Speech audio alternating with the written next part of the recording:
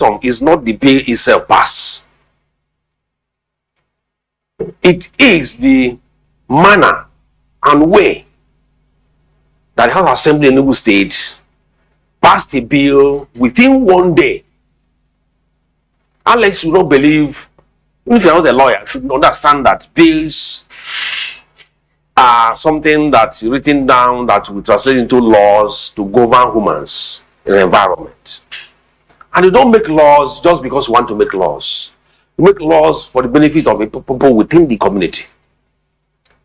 We say laws are made for men, not meant for laws. How on earth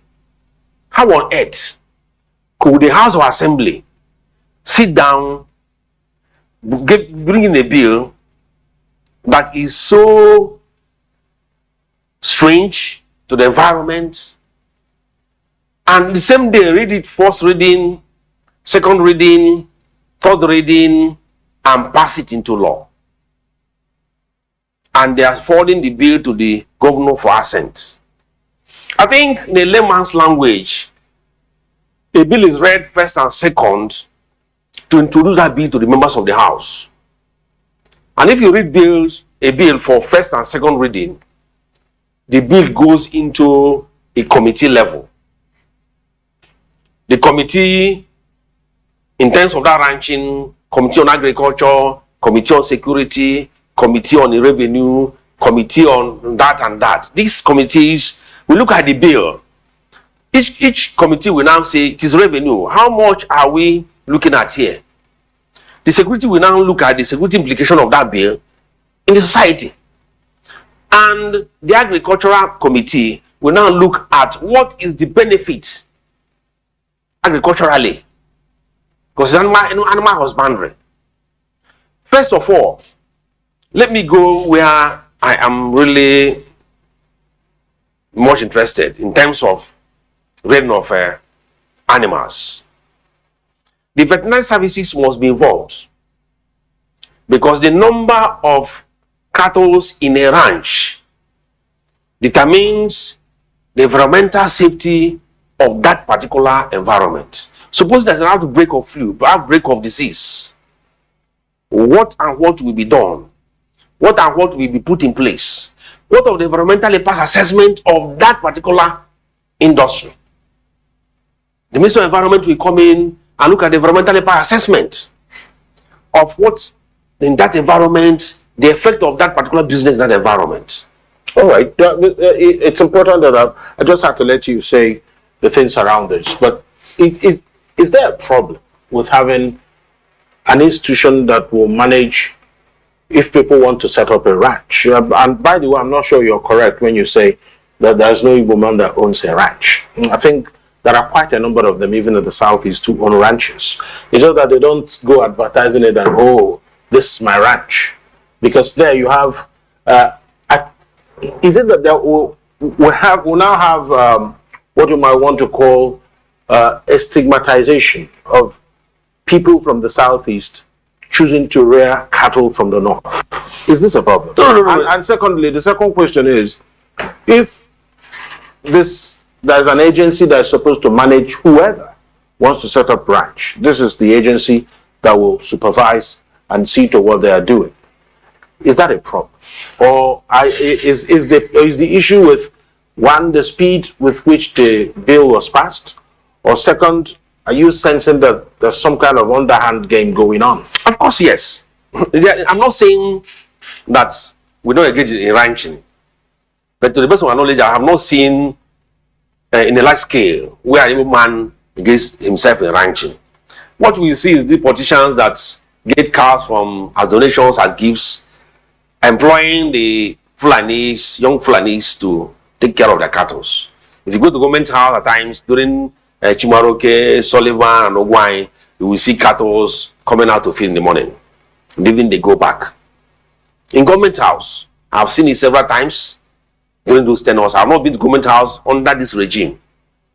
And I'm aware of the way things are being done. But is there anything wrong with you going to the government house? No. I don't have any business going there. As of now, I don't have any business going there. If the governor invites you, if he invites me, I'll be there, but he has not invited me. Right. Now, we're not saying ranching is not good. Ranching business is good.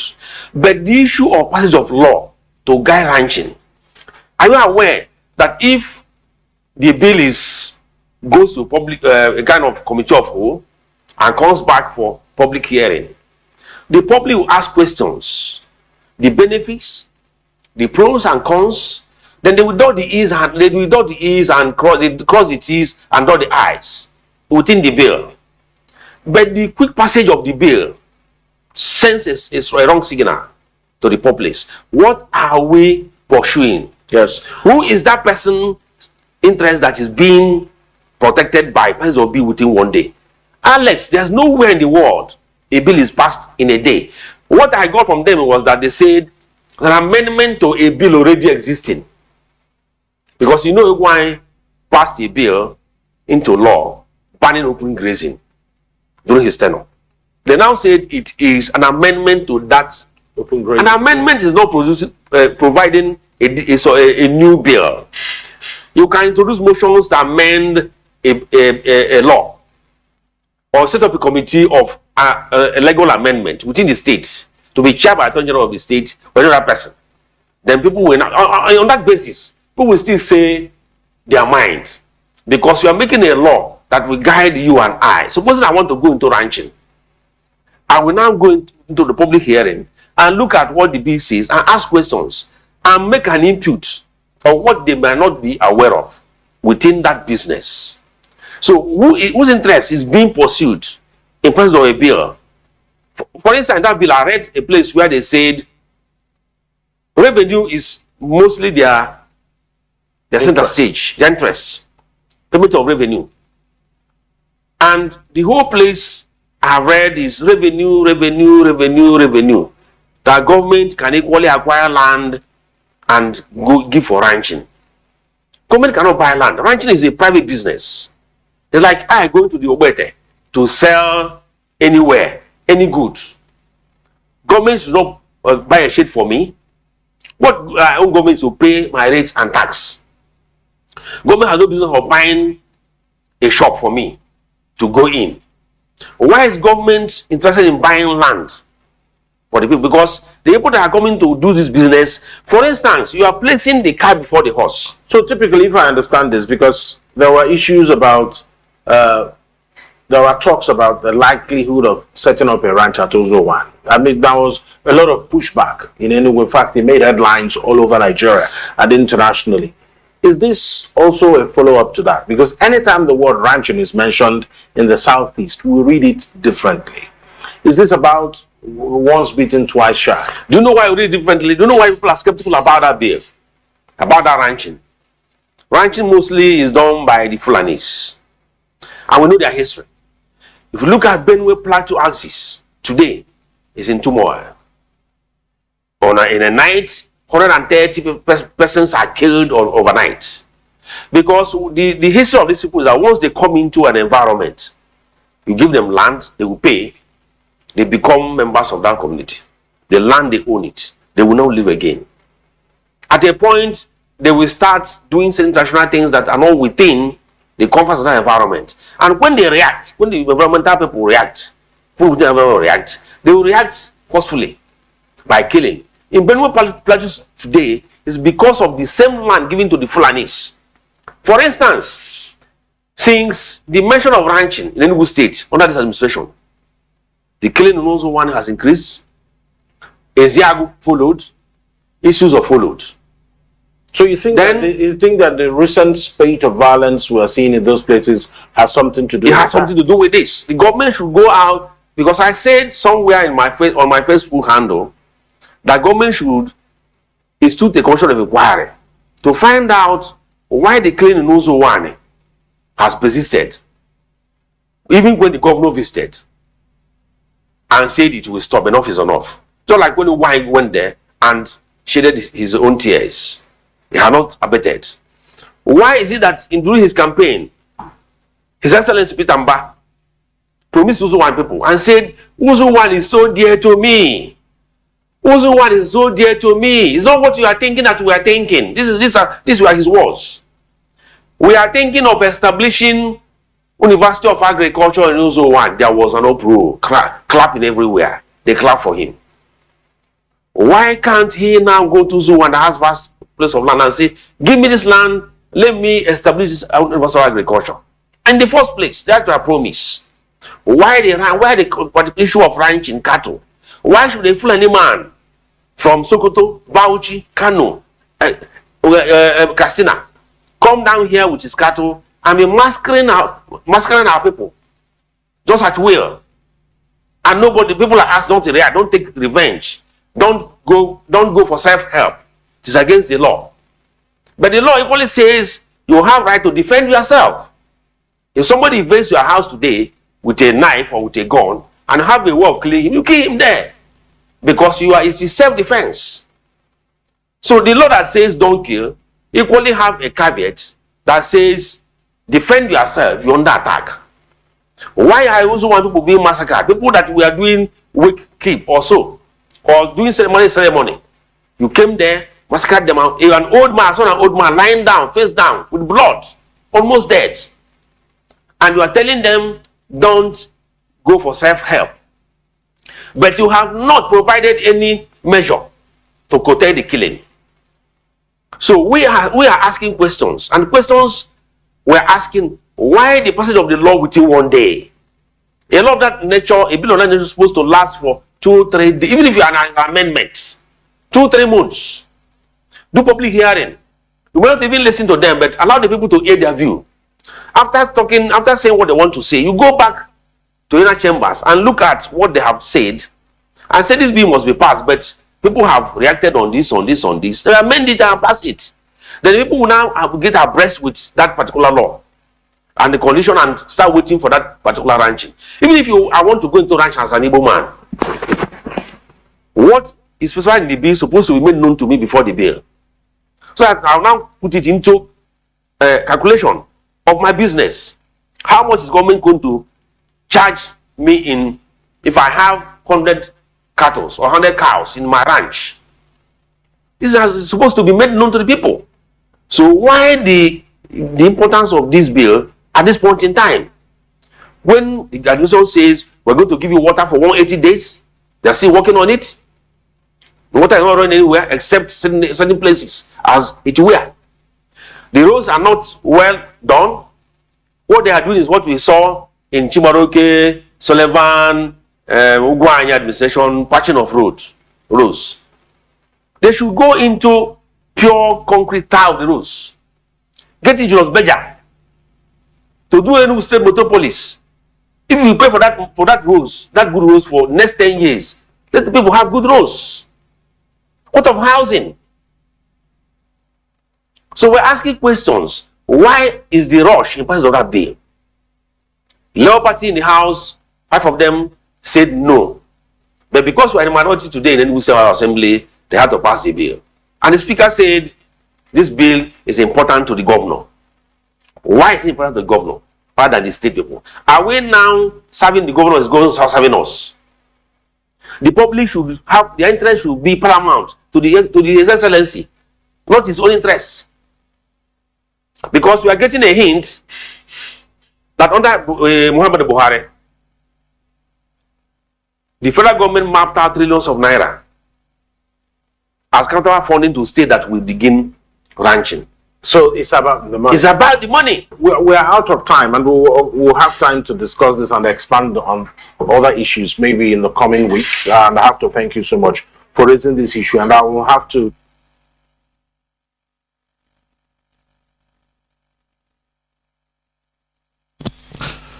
Good morning, good afternoon, good evening, and good night, great Biafrans and lovers of freedom. This is Radio Biafra House of Service coming to you through Radio Biafra London. My name remains Mazi Jonathan Chinedu from Olo province of Biafra London. We are here live and direct. Today is the 13th day of May 2024. Therefore, I welcome each and every one of you to welcome your friends and well-wishers. Even do not deny your enemies listening on to this message, this Freedom Radio. This is a revolutionary radio. It is our rallying point. Radio Biafra is where we worship. It is where it all started. Therefore, once again, I welcome each and every one of you to welcome your friends and well-wishers onto this hallowed platform. Tatabo Bochinkwo, the 13th day of May 2024. Before I continue, I will like us to know that from tomorrow, being 14th of May, the Biafra Education Awareness Dissemination will be on board.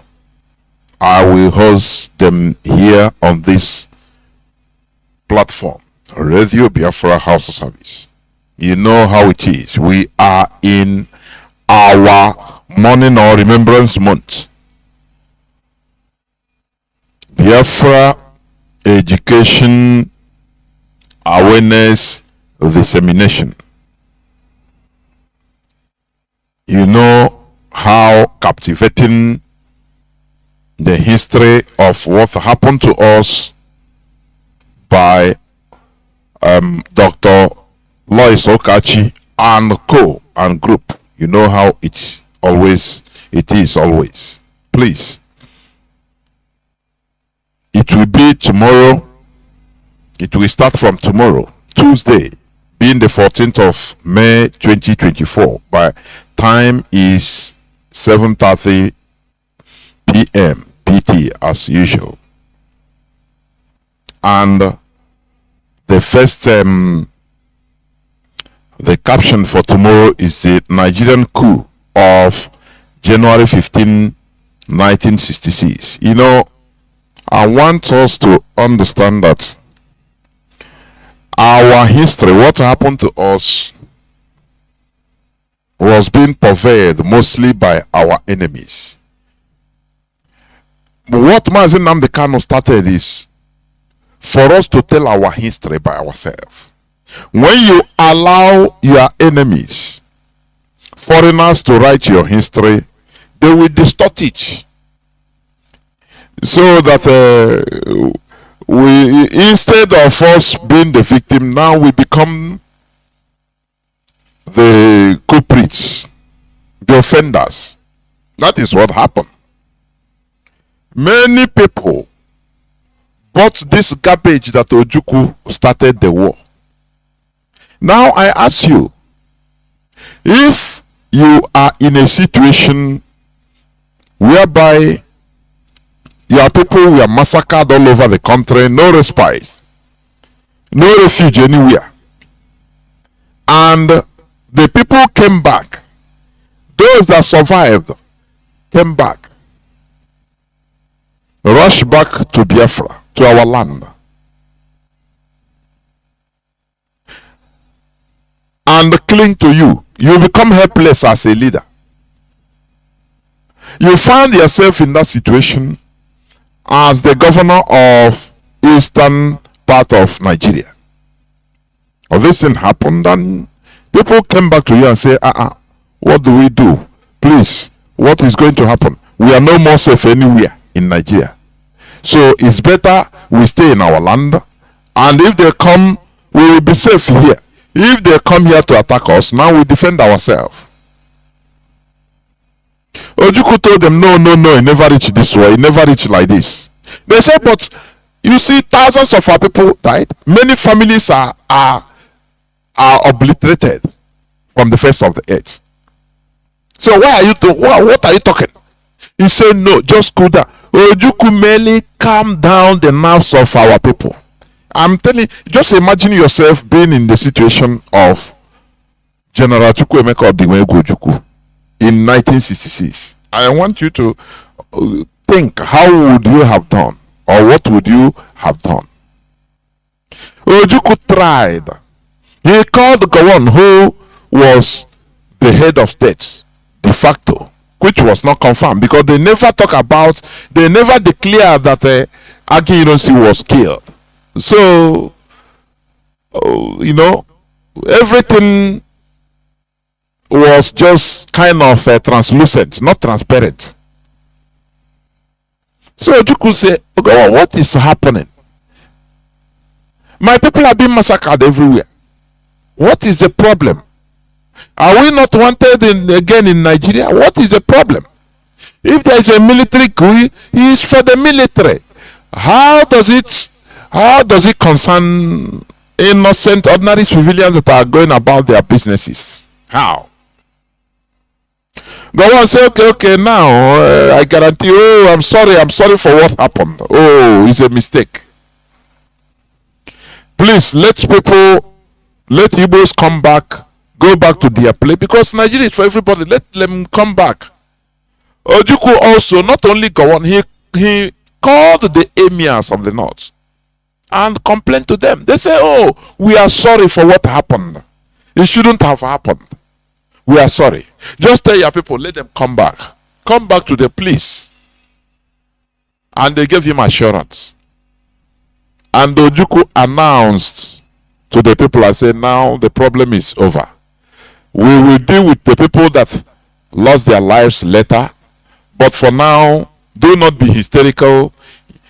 If you want to go back to your place of abode in the north, any part of Nigeria you were before, please feel free to go back and go back to your work.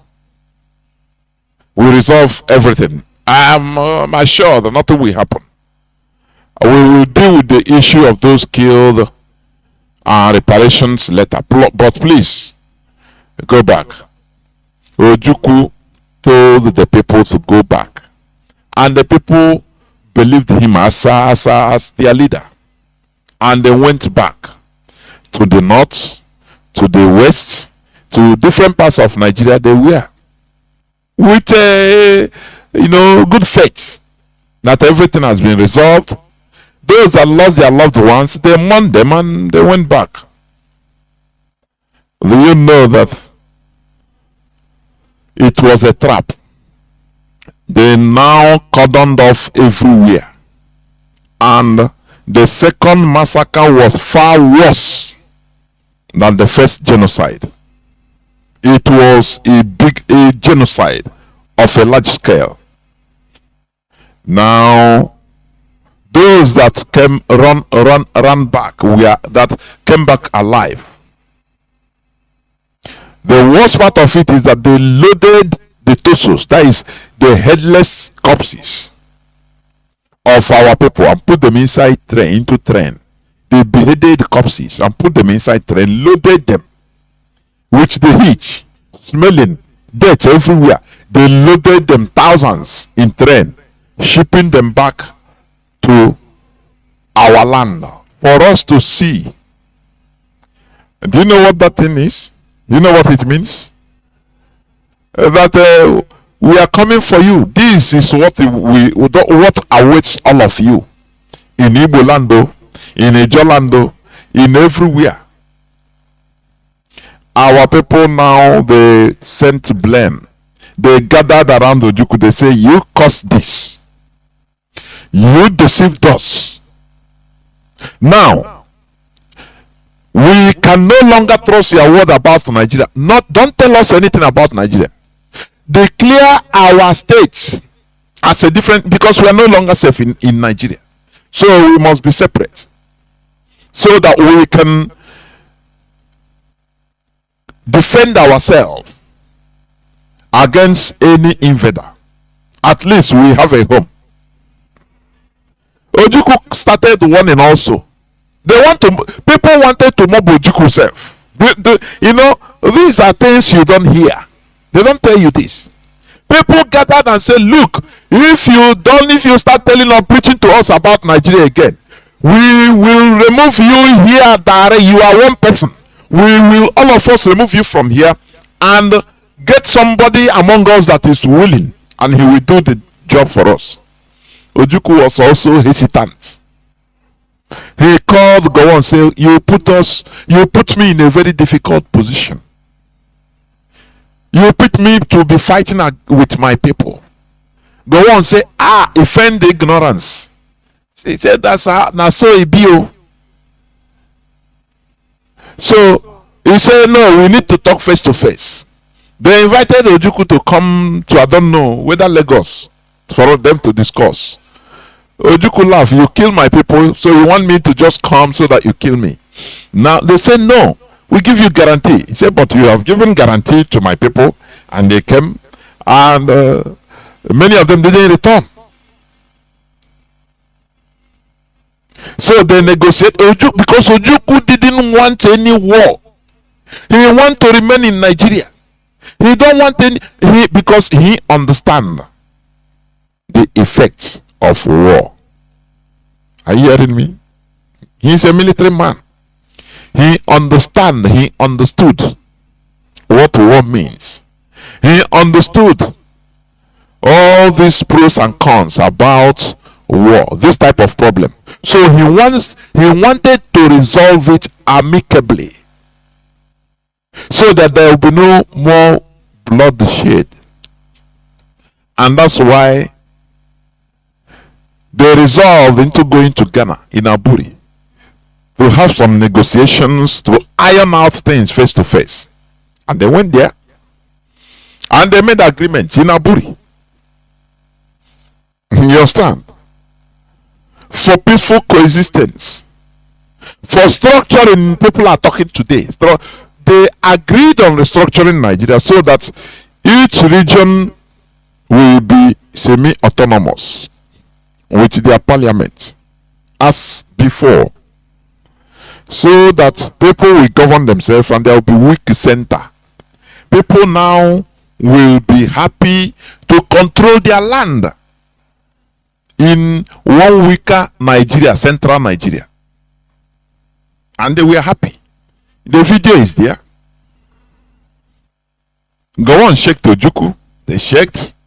And is it General? Is it Ankara? He shaked all of them. They were happy. They drink coffee together. They say, okay, it will be implemented. Once we go back to Nigeria, everything will be implemented. Immediately go on. Touch Lagos. Calls started coming. Britain started, look, these monkeys want to recreate what we created. They want to, reshuffle our plan, because it's Britain that started everything. The military coup of 1966 was started by Britain, because Britain deceived the Ademoyoga, Ifa Ajuna, and the Zogo, the main instigators of the coup. They deceived them to go and save Nigeria. That Ahmad Bello and Tafawa Balewa, they are not there for Nigeria. They are there for modernization agenda only, and they don't hide it. So if you want Nigeria to continue, you have to take over and kill these people. This is what Britain told them. The same Ifajuna that during the war he wants to save, to sell Ojukwu, capture him and kill him, and then declare Biafra as part of Nigeria. Do you see how things? Do you see how complicated or sophisticated politics is? Do you see that? Britain that informed them told these innocent military boys, small boys, to go and save their Nigeria. When they did, Britain turned around and labeled it Igbo coup. The first radio to announce that could just pronounce is BBC. Igbo coup. Oh, Igbos have struck. It was on the plan. That is in their M16 plan. They did everything. They will send you on errand. Now they at the back they will stab you, and there is nothing you can do. That is what started the nepotism, the Igbophobia that you have seen till today. Britain did the coup, planned the coup, sent innocent people to execute it. They are the first people to announce it. Oh, to sabotage them. Oh, it is Igbo coup. As if Igbos had a meeting and said, no, we are going to strike in a coup. Nothing like that. They were Nigerian soldiers. They were trying to save Nigeria. Everything. Do you see how things are? That's why, on this platform, I always urge our people, do not see politics. Do not judge things, with sentiment. There are abracadabra inside. The more you look, the less you see. So you have to be down to earth. You have to make use of your brains. You at least even the seventh brain, seventh sense, in order to calculate issues. Things are not straightforward. For your information, the problem we have is we are straightforward people, and we thought that it is a credit, but lo and behold, is now that I'm understanding that it is not. It's weakness. Being straightforward, the people that are straightforward is weak. It's weakness. I tell you honestly, it's weakness. Politically, I suppose they won't be. Now, not being straightforward, no. Straightforwardness, it doesn't. Don't you see America? Don't you see they can use you? You think that they are your friend. Look at. I was watching one documentary. Very sad. Many of the translators that worked with them in Afghanistan, that worked for America. America used them as translators, as different, and their people hate them, call them saboteurs, which they are, really. They were informing, using them as informants, translators, against their own people. When America ran away from Afghanistan, don't you see the precipitation? Even some aircraft are going on wrong way. Many of those people, they try to climb the aircraft. Say, why are you leaving us? I was your friend. If you leave us, these people are Taliban. They okay, and they slaughtered many of them as they can catch them. That is politics. The time you even to the extent America blocked visa, issuing visa to these people. Many of these people, I watch some of their testimonies. I'm telling you honestly. There I know that look, politics is not straightforward. If you are straightforward, you miss it. If you are straightforward, we claim, we are straight. It's weakness, I call it, because we have not. Let me tell you, that is something my own view. Why we are the way we are. We are a people that for millennials, many thousands and thousands of years, we are in a place. Our geographical location in Biafra land is very cool. Tranquility reigns in the forest. We have everything. Foreigners don't pass there. They have nowhere to go. Therefore, they have nowhere to pass to. We are bordered by rivers and oceans. In a forest, we have food everywhere. We have rivers everywhere. Wildlife full everywhere. So we don't have anything to do with foreigners. This type of life made us, and we don't have invaders. The only thing, we have tribal wars, yes, but when you study the history of all those tribal wars, you laugh. Maybe one clan in our confederacy will go and invade another clan. That kind of tribal community wars. If they wound one person, or they kill one person is killed, hey, somebody everywhere. Before you know, emissaries will start going on in order to do what? To settle. If it is land dispute, or if it is marriage dispute between this place and this place. That is all we had. We don't have serious conquerors, people that invade us from outside. So we became relaxed. Today, saying that relaxation molded our lifestyle. The first time we saw serious invaders were Europeans that came through the sea. When they wanted, when the Europeans started entering, we are doing business. They come, they buy things, and we buy from them. We go until now. They started establishing little by little. Our people said no. This thing, don't they enter another thing? No. You don't enter another thing. No. They started preaching, bringing their missionaries, telling us about one God, their God that have a child. We have to. The thing became strange in our people's ears. Before you know, thank you, but don't enter, don't be selling. The small land we give them for abode in case if they come to rest. They want to expand. They bring their military, say no, here, no go area.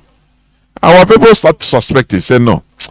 It's no more normal business. So these people are coming for another thing. That is where our people started rising up. They could make warriors, they organize.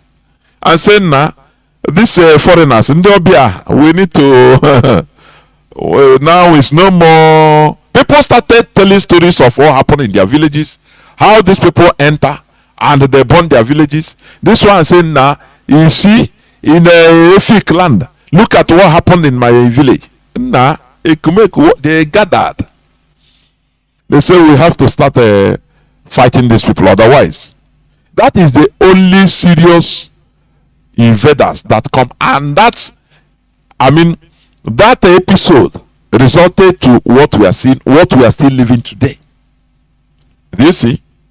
But let me tell you, the Sahelians have been having different experiences with different people, Arabs, different types of people, because the desert is for everybody. It's open space, no control. You have the good people, they pass. The bad people, they come. The ugly people, they come. Different types of people, So they come, they invade. Some came from heaven knows where. They invade them. It made them battle hardy and developed their sense of politics, of dealing with strangers. And they made them, because they have seen so it made them also to be hardy, resilient, so that when they are dealing with their people they want to conquer also, they now use the experience of what happened to them, because they used to jam it every time in the desert, in the Sahel. Do you see the difference? Whereas in our land you cannot enter now. One, our terrains are very difficult. Our bushes are no go area. We master our terrains. We have mosquitoes and flies, different kinds of flies and animals. So a desert dweller cannot come there in order to do anything. Our people will chop you raw. That's why Ekumeku warriors were able to resist the British for 31 years. Do you know what is 31 years? We have been in this struggle for just over a decade, and many people have slumbered. Now tell me 31 years of fighting before in 1914 they were finally overwhelmed, because of also it's individualism that entered them. Before they were doing mass attack and mass defense. Anywhere the enemy they see the enemy, everybody will go there to defend and push the enemy back, put the British back, and slaughter them. But a time came, they started having skirmishes among them. Now we they fight more.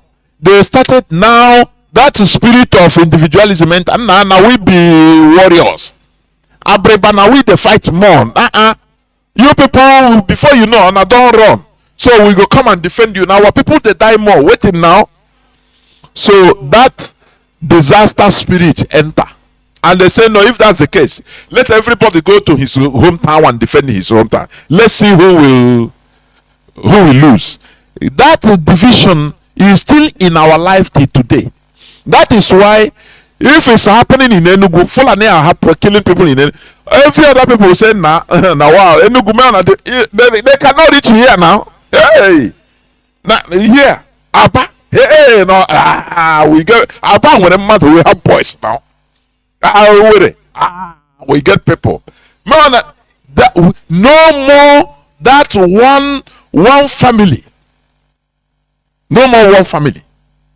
And when they finish, the enemies understand that they will finish this side, overwhelm them, capture them, slaughter them. They will enter there and stay there as launching pad, enter another place. One after the other, Ekumeko warriors, one after the other, they fell. Do you see it?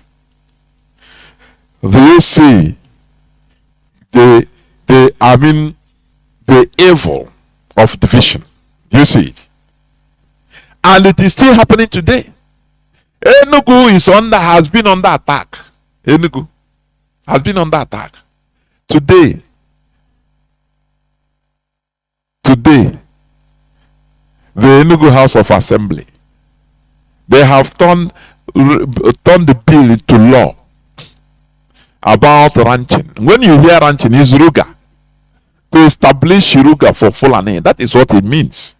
They read it. I played the clip where I think the chairman of Labour Party is talking about how strange you can bill pass first, second, third reading under one day and into law. And they say that bill is very important for to the governor because of money. Now, I want us to discuss this. I'm telling you, when the lines are open, when the lines become open, this greed and which have turned our people weak. You know, greed makes people weak. Is it natural to Ndibo? I want people, please hear me. Don't tell me when you call, you say, Mazi, I didn't start from beginning. I hate that thing. I'm going to if you call, nah, I didn't start from beginning. I didn't know what you said. Now, why are you calling? If you don't start from beginning, you don't call. You must not call. It's not a must that your voice must be heard. I hate that. Mazi, I didn't start from beginning anyway, but I don't know what you talk. But anyway, what is anyway? What do you want to? You want to talk off points? Off point. Off point. There are things that I personally I hate.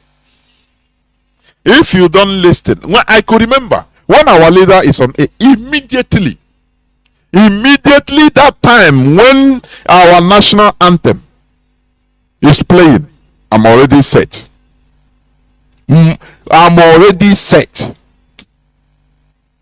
I'm listening. I make sure I listen to any day I didn't call. Know that I didn't, either I cannot get through, or if I didn't listen to, I didn't catch the things, everything, I will never call. You know, please. So I want us to discuss this. This greed in our people, is it natural to us, or is it man-made? Is it natural?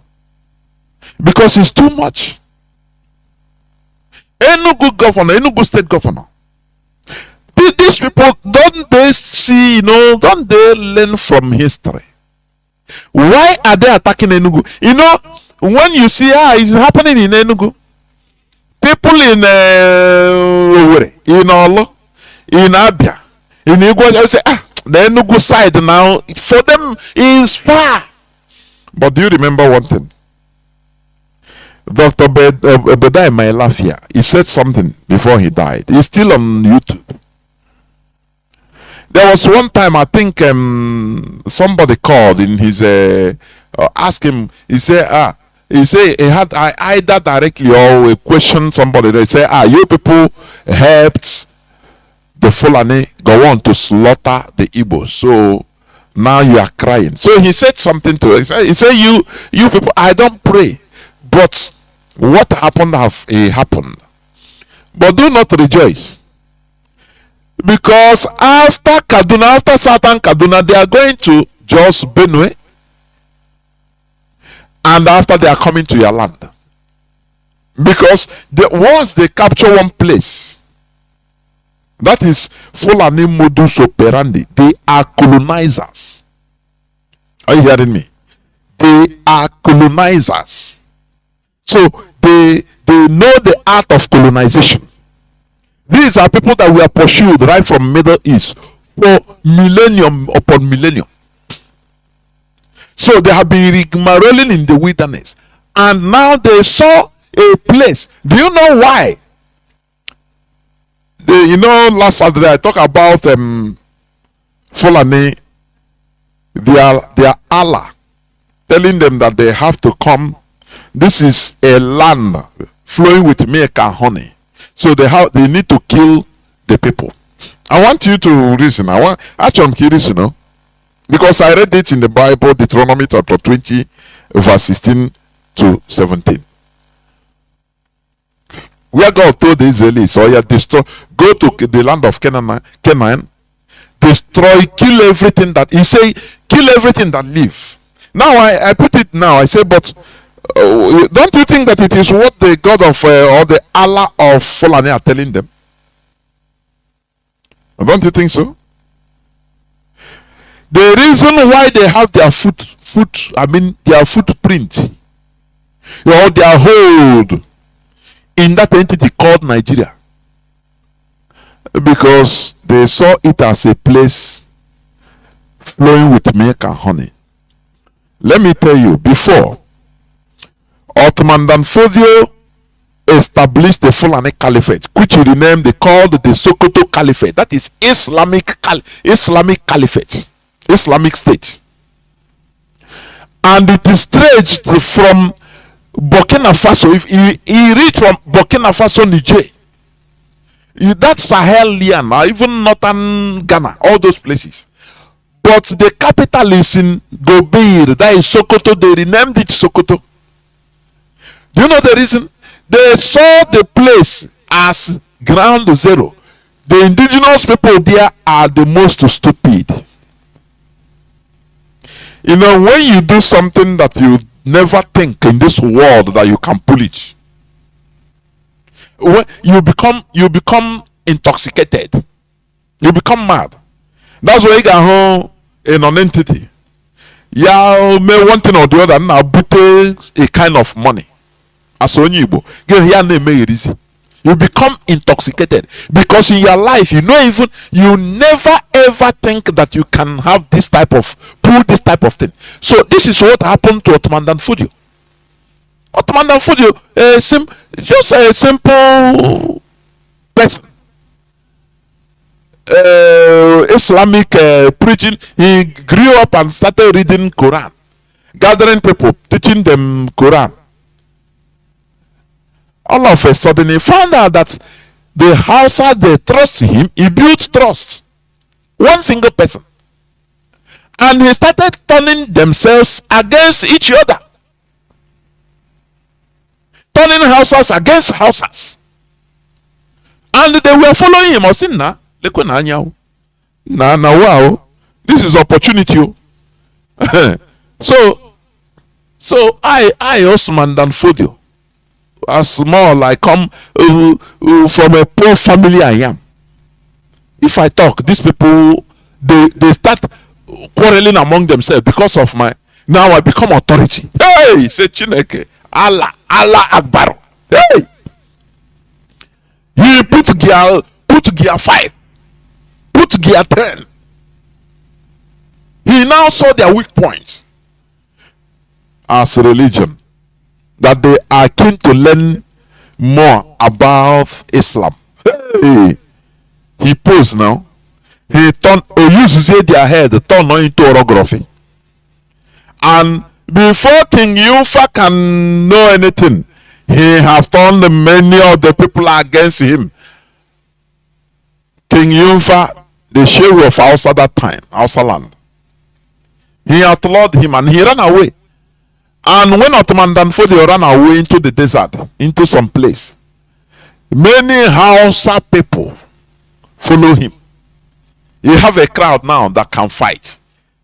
Now he used them. He manipulated them into fighting his own war against their own people. You see that? Before you know, they killed the king. He started now sending message down to Futajalon that look, this is a land that Allah have given to us. No, make honor they come. Now, when his fellow Fulani came, the Torube tribe, they arrive, they become the lords. He gave order that any Hausa woman you see, rape as much as you can, in order to compromise their blood lineage. That is where they start using this word, Hausa Fulani. Their children now, Fulani fathers, most of them, Fulani fathers. Just watch all of them. Most of them, Fulani fathers, Hausa mothers. They don't. He gave it as an order. What I'm telling you is not exaggeration. It's historical. Ottoman Danfodio gave the whole Fulani. They start importing Fulani from it. He say, come, this is a land. It has been subdued. Come, the people here are very stupid. So, even natural, what you they look for Sokoto, he did for Sokoto. They started, Fulani started coming from everywhere. They didn't have population. Now he ordered them, please, take as, if you don't know how to, please, take as many Hausa women as you sleep with them. Make sure to bear children. And that is what they did. Anywhere they see a woman, as they start raping, mass raping of houses. What I'm telling you is historical. Yeah. I'm not exaggerating. That is why now he proclaimed the Islamic State called the Sokoto Caliphate, ranging from Burkina Faso to Niger, down to Chad to the northern part of Nigeria. Our ancestors at that time, they didn't know what is happening because we are not the same people. We are in our confederacy, living our lives. Are you hearing me? You go to me, we are there. There is no problem. How you see it turned into Bini Kingdom, Bini, because this word Bini, it was pronounced a name given by the Portuguese. It was the Igodo. And their kings were called Ugiso Igbo people. They were having quarrels among them. Now they have to invite, they have to invite a Yoruba chief, a Yoruba king to come, and at least for peace to reign. You know this our peace. I used to say it. So that for peace to reign, so that no person instead, just like when you are playing football, community footballs, so that there will be no bias. You go to neighboring communities playing maybe end of the year football in our land. You go far away, bring the referee. Say so that they don't know who is who. That is what the Igodo did. They say so they don't know, they are biased. This side they say no, they are the community quarrel, brotherly quarrel. They made them invite. Say okay from Yoruba, from Ife. Say our brother, let you people as a referee come and rule us a bit, so that we know. And the man, so that peace will reign. That is why you can have a brotherly fight. Don't allow don't ever invite or involve strangers to come and settle for you. All of you will become slaves till forever. That is the wisdom that what we should learn. They invited, say, please, borrow us a king, let him come from outside so that peace will reign among us. Because, Igbo people is very hard to rule. This one we say, no, he is against me. He didn't, he's against me. He's against our family. He is against our kindred. Why should they say for peace to reign? Our brother from Ife, let him come. They know how, they don't know anybody. As they were coming, they came with a group of their group. You know, they don't go alone as a king. He came now and installed. That is the first Oba. And they renamed, instead of Ogiso, they now, do you see that? And they also started sleeping. His group, they started sleeping with the women. The Godo women. They are compromising their blood. That is one of the qualities of a conqueror. They want to compromise your blood so that in future there will be problem. You can no more tell them, oh yeah, go. No. They become indigents. How was you? No. Are you hearing me? So the Oba is not evil. When that one came, it became worse self. Because as a foreigner, you have to do their interests. You have to bend everything according to their interests. And they fought war with the people. Oh yeah, Ara Idu Noba. I had this thing from my mother, from my father. I said, Ara Idu Noba, but I didn't understand what it means. It's after I started researching everything, now I started understanding. People say, so we brought even a conqueror to conquer, or somebody will say, let him come and dispense justice so that all of us will be in equity.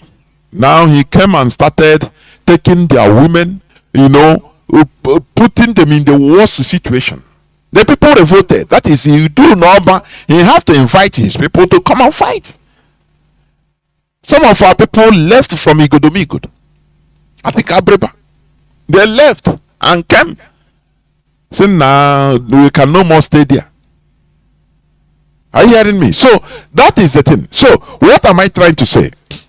I want, when the line opens, please, you call. I want us to analyze our situation.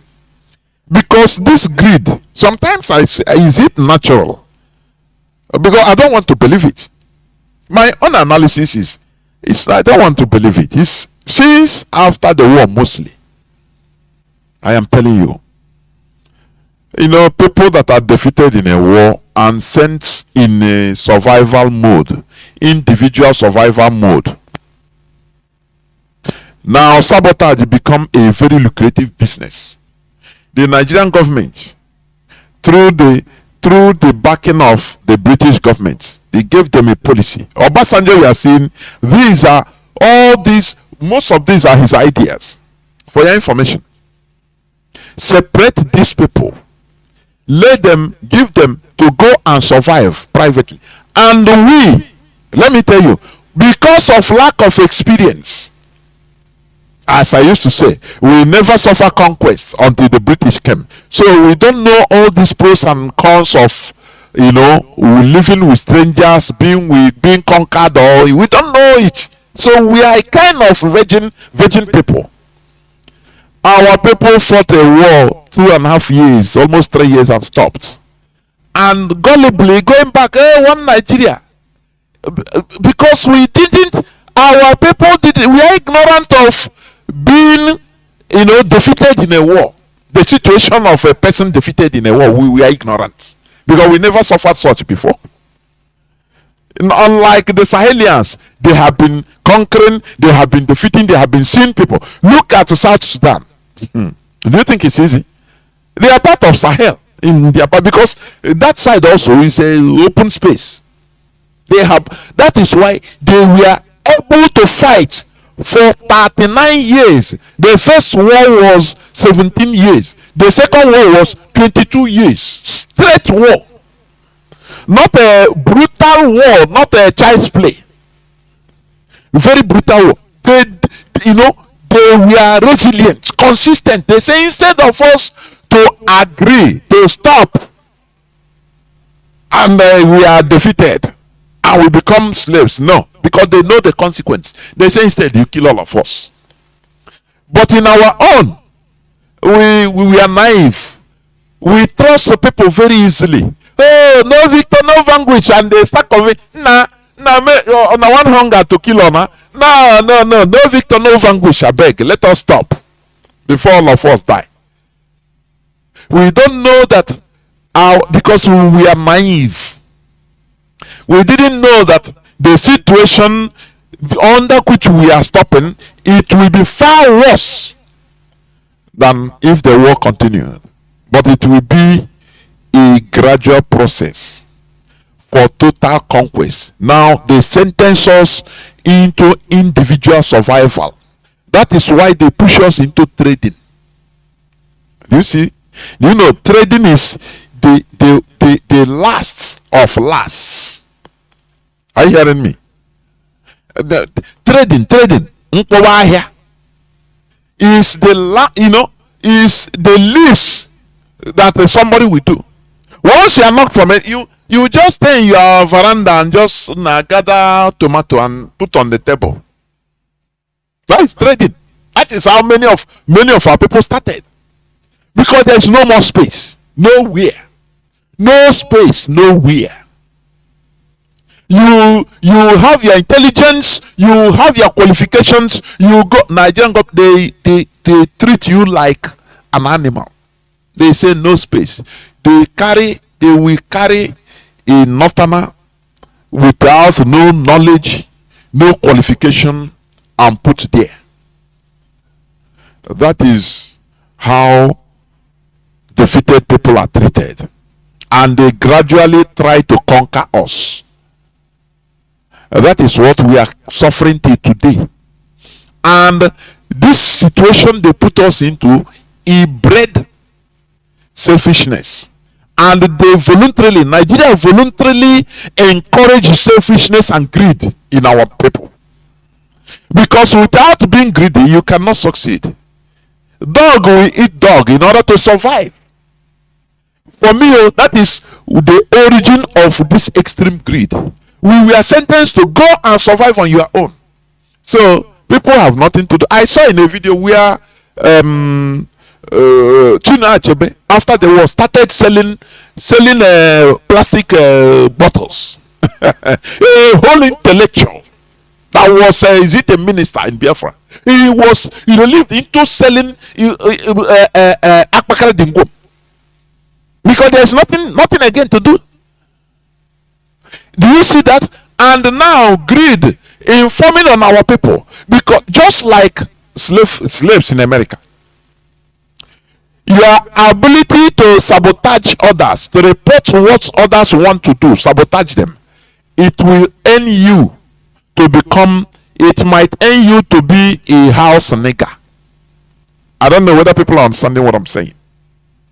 So now people became selfish in the field as slaves. You want to do something, but you don't know. If you tell your brother, he will go and sell you to buy favor. Now they promoted and encouraged that greed, sabotage. I want people, because people are asking now, why this sabotage? Our people become saboteurs. No, we are not natural. It's my own analysis. When the lines are open, you can also make your own analysis, because this is not normal. People now, you see saboteurs in our land. People Igbos that fought against us, we are promoted on top of us. Now people saw sabotage as a business, as a way of living, as a way of making it. Now they started doing it just the same way slaves used to do. People in the field working day every day from morning till night with little or no food. Many of them, their horses were locked on their mouth so that they will not even eat the corn they are harvesting. So anybody that will be able to report something that others want to do, or God will promote him and make him a supervisor of others. I want people to understand. They promoted our people. Your ability to deal with your people, your own people, they will promote you. Don't you see a maker of? Do you see him with his EEDC? Destruction company. They call electric distribution. Enugu. Don't you see? He is loyal to the caliphate, and he deals with our people in a heartless way, and that's why they love him. They make him house nigger. Your ability to sabotage, to kill your own people, now you are impressing the slave masters. It's exactly. They turn our land into slave field where people are, once they see that you have the capability of sabotaging, they put that greed, extraordinary greed in you. Now you are able to sabotage. Now they uplift you. They give you, guards. They give you protection. You can kill, no problem. You can kill your people. And they promote it. They love it.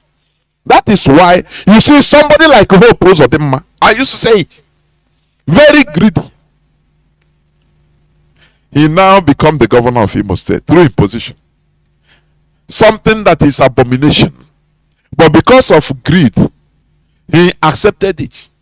If it is somebody that is of knowledge, if it is somebody that at least have respect for his people, you will say, even his slave masters, his handlers, you tell them, no, hey, this one too much now. I'm from fourth position. How can my people? No, please. Let us try another time. Don't worry. In the next 4 years, don't worry. I know what to do. Instead, we rig it so that I'll become first. No problem. But this one is outright, is open. He get as he be now. But no, he cannot. That is why they support him.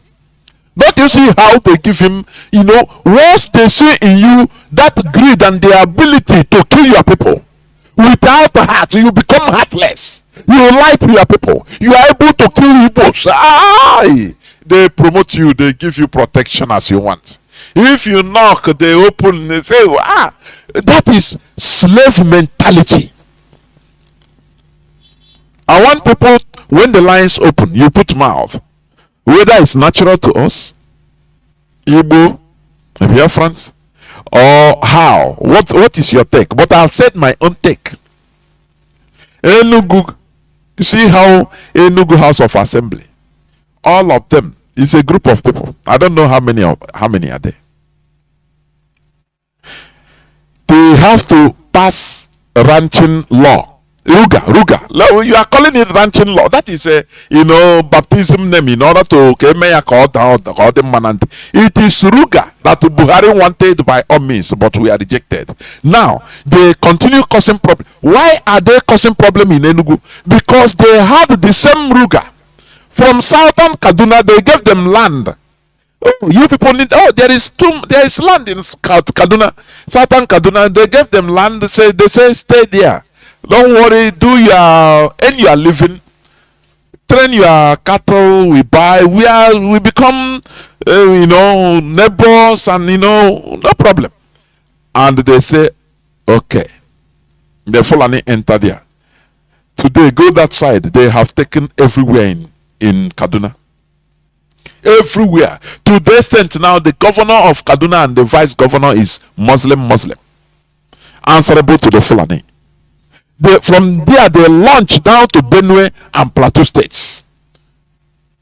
Anywhere they go, they stay there and launch as launching pad to other parts.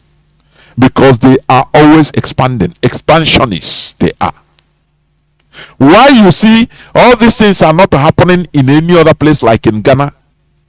Because there is like periphery. The coming of the Europeans also scattered many of the Fulani plan. It ended the Islamic Caliphate that ranged from Burkina Faso down to northern Nigeria.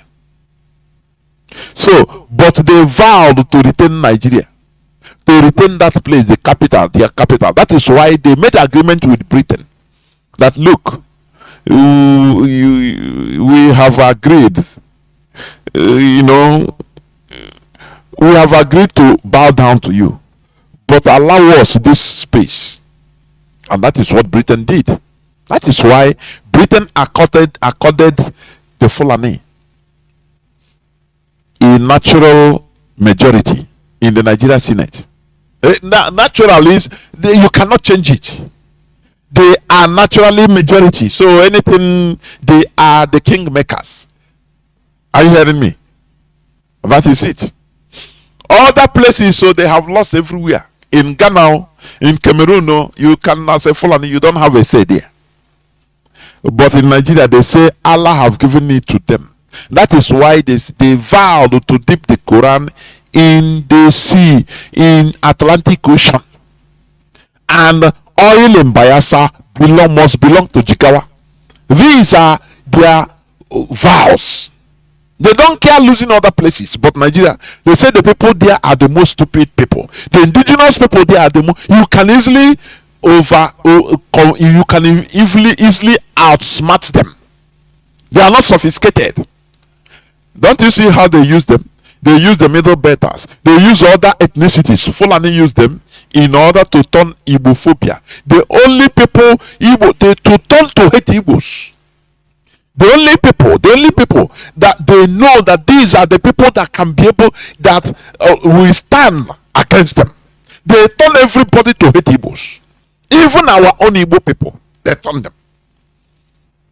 Do you see how sophisticated they are? Before they can know it, everything is late. Ndị Fulani ha kpacha gị, ha na-akpa gị like this, gị na moche na gị na ha ha kpachazie gị score goal, gị na-ele anya, it becomes irreversible. It's gone. It becomes irreversible. From southern Kaduna down to Plateau and Benue. From there now they have displacement, killing all the time. We could see Samuel Orton during his time of governorship. Every time he's crying. He is crying. Coming on air openly. Talking about the invasion of Fulani. And our people were sleeping. The governors, they don't give a damn. Only IPOB was fighting. Mazi Nnamdi and IPOB, we are fighting. We are talking, creating awareness. That do not think that this thing that is happening to southern Kaduna, to the north, is only, they are coming.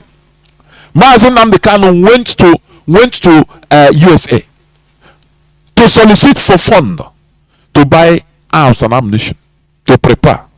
You see Igbo people, you know Leha. Are you calling for what? Hey, yeah. I bet some of them come from Enugu. Oh, you say you are coming. Are you dreaming? Hey, no, they refused. World Igbo Congress refused. Mazi Nnamdi refused. Outright said no, we cannot. Today we are fighting them. ESN is confronting them in our bushes. Overwhelmingly. In Delta, in also one, they are killing our people. In everywhere. Now, even our people cannot learn from the mistake of Ojozo Kano. Ojozo Kalo, sorry. Kalo, not Kano. In Logba. He gave them Ruga in Logba. And they turned that place into kidnappers' terrorist zone. Of which the governor said that many the kidnapping money ransom is traced to that Logba market. It's there. They work with Nigerian military. They give them protection. But our people don't learn. These people that are in political position in Nigeria, I don't know what is in their brain, please. I don't know what is in their brain. The governor of, one thing with us, we are too, I should say, we are weak. We are weak. Do you know that our Nayadi are weak? Somebody like Obiano will not be working free in America. No. If we hear Gemeya, when our people are the weak, I suggest, please, EJ na YouTube sometimes. Now watch documentary on this Islamism. Now watch their mindset. There are people that are ready to kill themselves for their cause, to inflict maximum damage to their enemies. They demand respect. All respect. You respect your people like this. I am telling you. In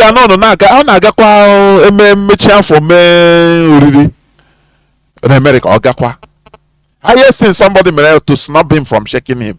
Hey, all our people no person onye ga sacrifice so when sin na can make so that God hold and work that yes. Obiano no na garere. Anya no egbo no. That's why even in this my platform, I don't like a mother no, but I do this. All him now, I don't like a call most of the calls of this our brother from Abia. You know, I'm hoha because I the weak. Hoha. And I had the weak. I got a checker. Hey, give order now. Yes, give order. And you're gonna know result. Nothing more. All results anywhere around the world.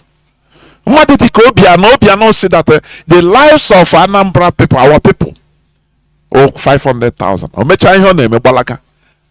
Yaga occasion na mere aneto ikeke aha aneto ya. Ye our people neto. E won onye ga eme something. Me pa agwa. Nobody. The weak. Yeah, kai go ko one is the weak.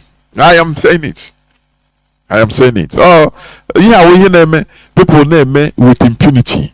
Emma sin like many and undinational. May and any they don't need order. They need order from anywhere. If you get take responsibility, may he gonna get on CNN. Only also may ya told you na these people they are diehards. Na enwe kwen na akpakwana hey agakwana. Who job people are that is the thing. Mana here no I gbache bo na nye ona laba. That's why akpakwa emekọtakwara akpo here as na ige emekwe nke ige eme nke. Nkọta the phone nant. I the weak. I the very weak. So ya na-eme ụka ịgba mbọ ma anyị oge nweta ume nweta obi ime ihe anyị nwere obi ime ihe ịgwa gị eziokwu. Yeah, I'm telling you honestly. Oh, IPOB na-train anyị now to be hard. Otherwise you cannot see mmadụ kpọọ na radio say hey DLS I'm waiting for your order now. Kawo ọga na-eyi eyi onye na Chineke mlegide ourselves si chey na bamba by the week. Check ordinary Fulani. Any Fulani person denounce their religion, Islam, change it to Christianity. Why? And what I so that you don't dare do it. Even if no began was in Islam, you didn't know begin, you cannot act it. You know, just but you must be there. You can name me.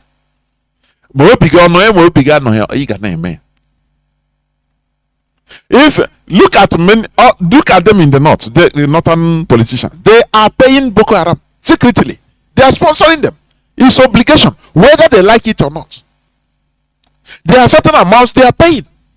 Heavy amounts of money. All these politicians in the north. If you don't do it, they say they'll visit you. I'll visit you again. Oh, tell suppose ready. But I know, hey, we appeal to your conscience. Appeal to your conscience. I'm not here anymore. Oh, only in this generation. I gave me kind name. Oh, to go Kabia, Mindiche. Hano Yinai. You oh, guy, where will be me? Oh, phone strike or anywhere. All this, full, all these politicians, in your example, India, Tatarai, me, Obiano sponsor many things. Oburai na Onesha. Oh, no, there. So, but when I walk freely in one part of the world, and then the buy him, or now with security, as Otono na Nigeria. Or this is guarded by security. If only can guard a gas strike or something, or sacrifice on there, may you now go to gang or anything, yeah, man. Man, no way. Even divine sacrifice, so he got big.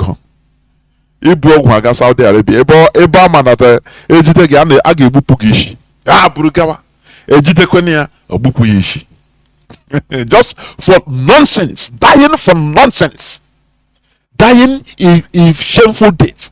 Our people know death row in Malaysia, in different parts of Asia countries, for reason, for nonsense. Nonsense. Do something that will earn you immortality. No way. We are remembering people like Bruce Mayrock. Oh, they are very, very, oh, they are infernal. Bruce Mayrock, he burnt himself. Can you do that even for yourself? Can you do that? Can you do that? Do you know that an American soldier, I think in Kuwait, in front of American embassy in Kuwait, he burnt himself. He put fuel on himself to free Palestinian. He burnt himself. I watch it.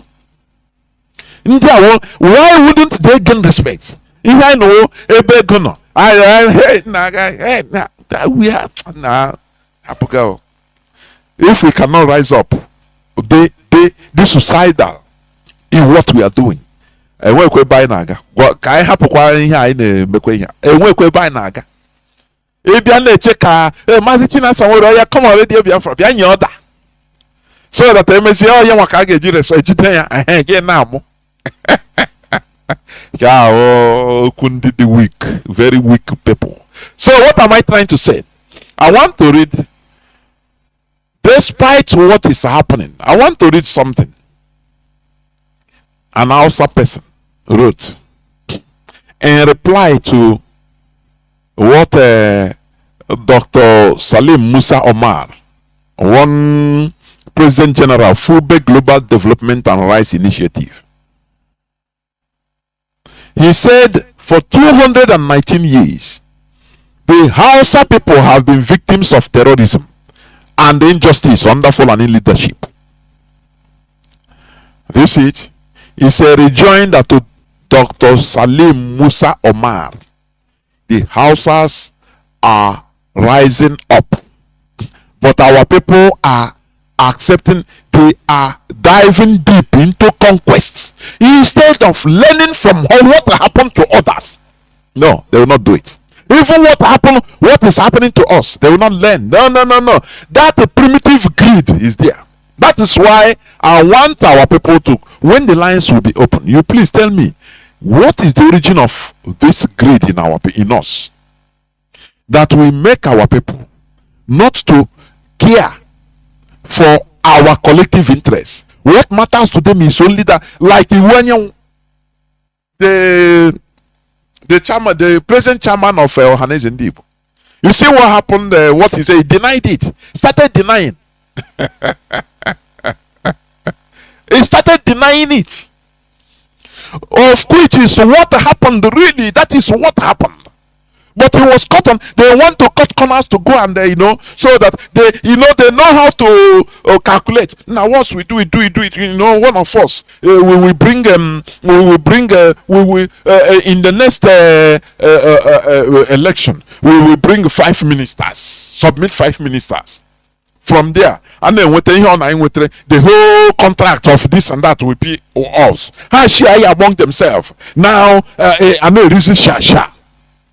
That is what matters to average Igbo politician. That is what matters to them. They don't care about any other thing. For you to understand that we are in a complete mess.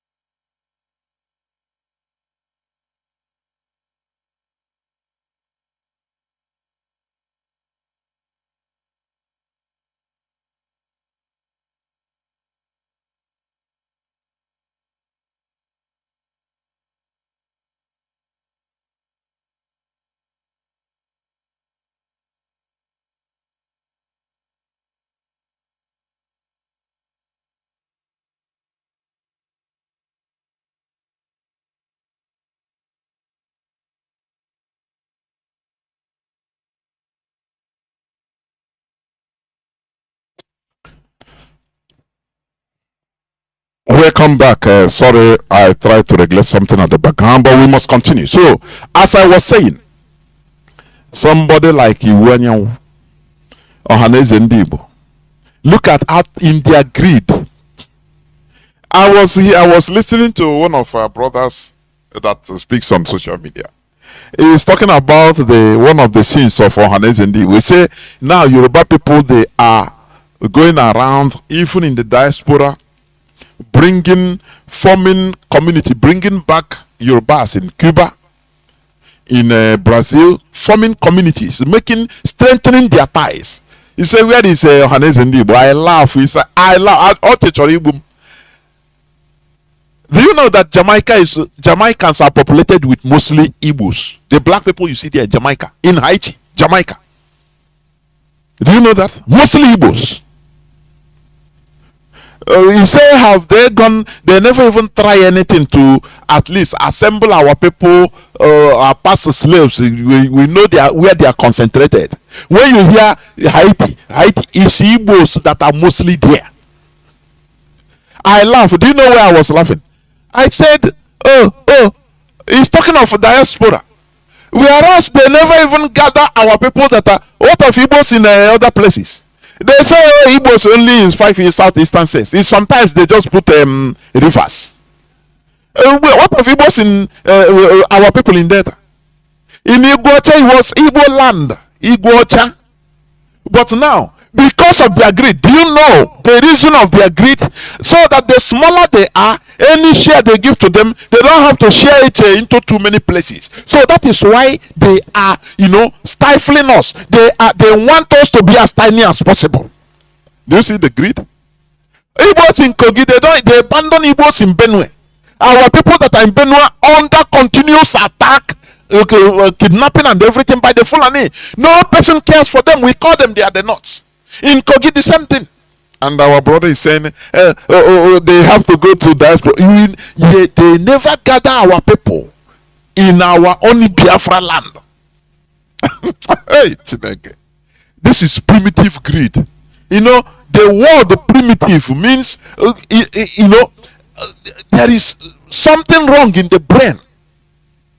When you are fighting against your own people, when it's self-destruction, even nature is against that. Do you know that? That is what is called primitive. When you hear they call primitive animals that can eat their own, they are primitive animals. And nature, karma is against that. Nature is not against you fighting for the survival of your race. So, even if it means killing others or destroying, there is nothing wrong in it naturally. For your information, that is why when people are praying saying go on, go see, go on now, go, he kill our people. Yes, he's being used by the Fulani. The Fulani are killing everybody. What is happening to them? They are progressing. When nature will be against you is when you are suffering, when you are fighting against the interests of your people. That is where karma, if there is any, can take place. That is where nature abhors it. Are you hearing me? That is the truth.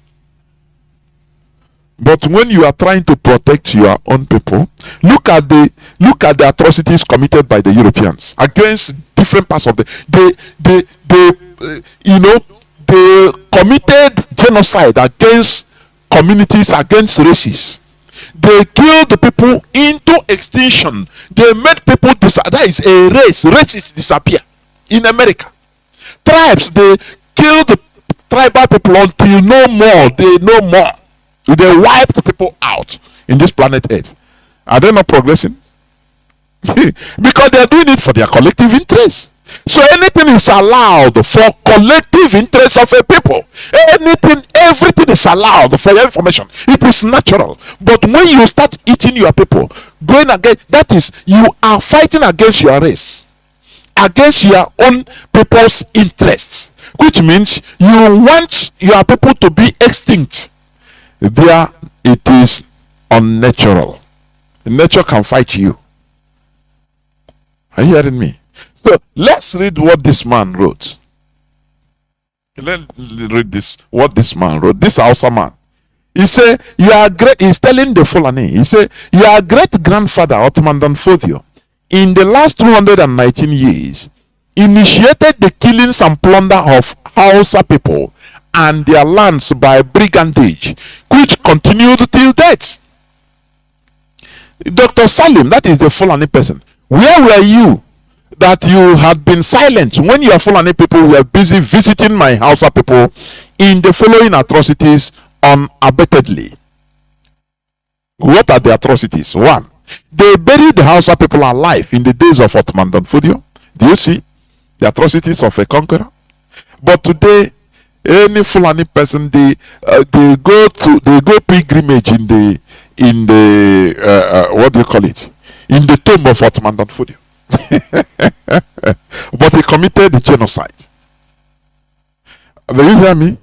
The Fulani, they don't say no. Their ancestor is evil. They praise him. He killed the people. You, what do you talk about the ancestors that tried to save you? What do you talk about them? All the bad things in this world you tried, they program you to talk against them. You should be ashamed of yourself, honestly.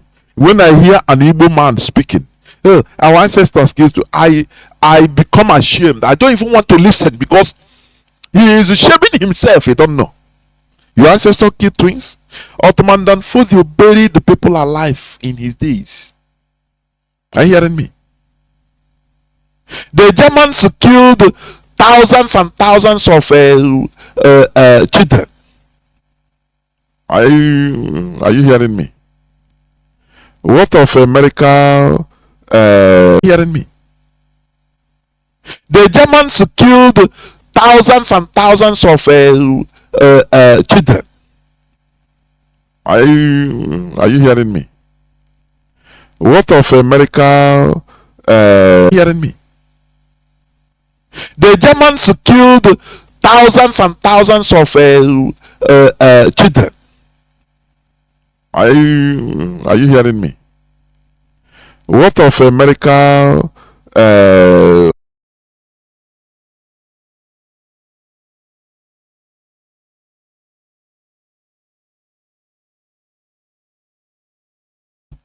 What of America?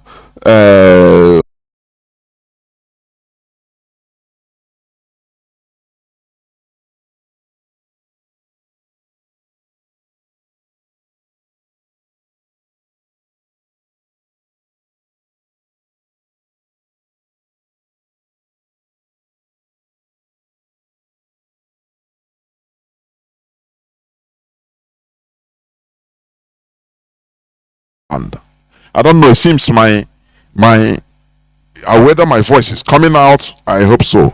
It seems sometime may cut or something like that. Please, I need to understand whether my voice is coming out loud and clear. Please, just inbox me. Don't call me, please. Let me see.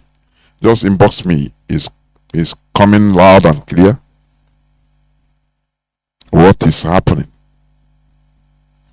What is happening? It seems whether my voice is not coming out.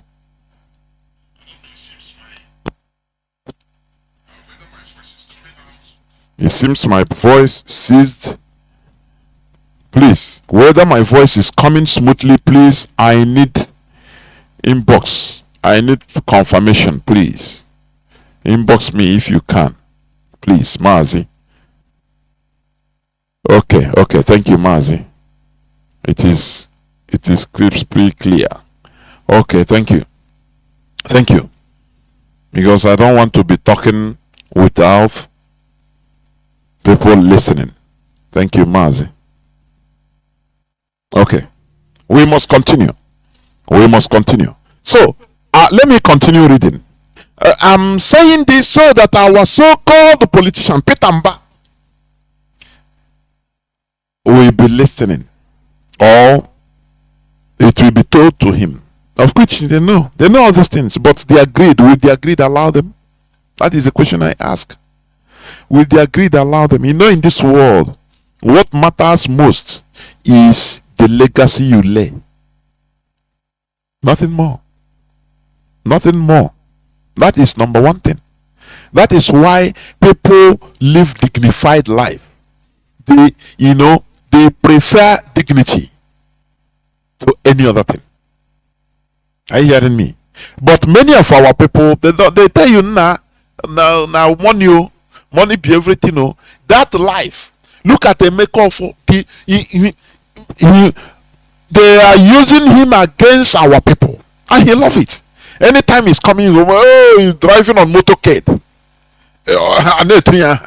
and our people, oh Chinekele. Hey, our primitivity has no comparison. I am telling you honestly. I don't know why we are like this. So when the line opens, you can add your voice. Why do we have such character? I see it as very primitive character. Very primitive. I'm telling you. When you are sabotaging against your people, our collective interest is primitivity. Primitivity. Now, let me continue reading, because there is another thing I want to talk about. The man is telling the Fulani, the Fulani man, the Hausa man is telling him, say, the Fulani jailed the husbands and wives to their deaths for no just reason. They seized the cultivated and uncultivated farms and farmlands belonging to the Hausas. Is it not what they are still doing today? But they want to give them Ruga in Enugu. They now justify it through their bills, through the House of Assembly. Turn it into law. Do you see the reason why they put Nnamdi here? That there is a mission you are going to go. He say yes. We are going to continue creating problem, because that is what they tell them, the Fulani foot soldiers. Because for them, they are still at war. They are still in jihad. You that think you are in one Nigeria, you are living in peace. No, the Fulani, for them, they are still in jihadism. Are you hearing me? See, jihadism that was started by Ottoman Danfodio in 1804 till today, they are still in that jihadism until they conquer everywhere and now bring down everybody, subjugate everybody to be under them. That is their wish. That is their wish, and they are working towards it. They succeeded in being in charge of Nigerian government, the state structures. They succeeded a long time. So they are using state structure. They saw the Igbos, they are seeing the Igbos as a heavy stumbling block. And when IPOB came out, they say Chineke. That's why Fulani, Mazi Nnamdi Kanu is suffering today in their hand, because they vowed that they must dip Quran in Atlantic Ocean. Do you see? If you listen to what Rufai, former governor of Kaduna State, he said now he can go in peace, he can rest, because they have worked hard for this. For Muslim tickets, governor and vice governor in Kaduna, and even replicated in Nigeria, that it is no more for the so-called Christians in Nigeria, no more. Say, where is the can? Listen to him, what is in YouTube. Where is the can? We silence them with money, with everything, because they are greedy. So he said no, he said now he can breach in without no problem, because they worked so hard to achieve what they achieved. And that is true. Muslim ticket in Kaduna and in Nigeria. If it comes to tribal, they use tribalism, they put nepotism, they use it. When it needs to be, they say no, you are not you are the North, don't mind the Christianity, you are first of all a Northerner. That is what they told the Northern Christians. That if they are trying to kill people in Northern people in the South, they will not spare you that you are a Christian, that you are a Northerner first. So what do you have to lose if you join? We are one people. Do you see? But these are their sheep they are slaughtering. Do you see how wise the Fulani is? They know when to strike. They know when to play politics. They know when to do anything. That is diplomacy. They are number one in politics. For your information, You know, some people will say, no, they are being helped by Britain. No. When they conquered Gobert, were they helped by Britain? When Ahmad Bello refused and say he don't care about the independence of Nigeria, that he don't want to be independent, that he want northernization only. Were he speaking out of drunkenness? Was he drunk or did he smoke? He was saying it as it is. So Britain saw in them a people that are dominating species, people that could be used, people that are hollow. What matters to them is to get power to subjugate others. They don't know anything. They will depend on Britain, on West for everything. So it's good for the Britain. So they say, okay, let's support these people. These people, we can use them. That is the situation. They don't know, they don't care about anything. What matters to them, give them that to their religion, finish. Everything they import, they can import from now till 1 billion years. They will import everything. Everything is importation. They don't work. As long as Allah is there, Quran, they are reading Quran. So Britain saw people that could be dependent, and they will use them to subjugate others. So that to make everybody Almajiris, you will be dependent on the West. You know, do you think that the West, they are happy? Do you think that the West, we are happy when you manufacture car? Do you think they are happy? Do you think they are happy for innocent? Do you think they are happy? Do you think they are happy for custodies? Do you think they are happy when they see you that Nnewi is manufacturing things, Aba is manufacturing things, they will compete, will be competing with them? Do you think they are happy? They want us to be, you know, when they see you become dump. They want us to be dumping ground for them. They want us as usual. You see our people going to dumping ground in Germany, in California. The places they put cars that are outdated, they want to melt. They now buy them and shift it to us. That is what they want. It makes them happy that we are using their discarded products. Are you hearing? Do you think that they are happy when they see you want to manufacture?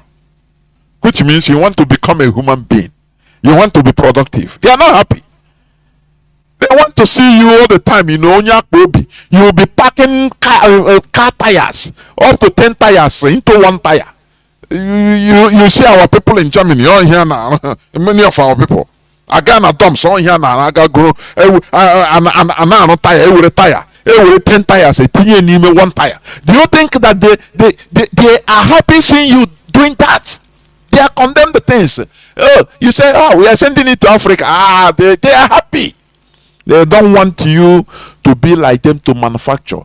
That is where they tell Adam, if you eat this fruit, you will die, because you will know good and evil. Do you see that? So they want us to continue being like a zombie, because they are acting like the Lord is the Lord. They want also you become their friends when they see you as zombies. Oh, anything, even rice, you import from them. Gary, even they give you Gary, you import from them. You import your Gary, you become dummy. You don't do anything. You import everything from them. Anytime they want to test some drugs or some things, they put it into the food and send to you, so that to know how it reacts. Sometimes some people need pussy. Now they will know. Using you to be testing chemical and biological weapons. That is what they want. They don't want you to be standing as a human being, manufacturing things you use. They don't want it. How will they sell their own? How will they sell their own? There is a tussle, economic market tussle between China and EU about electric cars. They say China is too much, is over manufactured, bringing to Europe, so they have to do something about electric cars. Are you hearing me? So they want people, they are using the Fulani because you know, Mazi Nnamdi Kanu said so. Have you seen a Fulani that is an inventor? The answer is no. A Nigerian Fulani that is an inventor? The answer is no. All they do conquer. So that the West love them. So that once they turn everybody into Almajiri, sitting down, you see how they use slate in 21st century writing on slate. Slate, reading Quran and going and begging on the street. That is the Europeans, the West, they love it. So that they can test any type of medicine, untested medicine on you, because you import everything. They don't want to see us, Biafrans manufacturing, putting into market. No, they don't want to see it.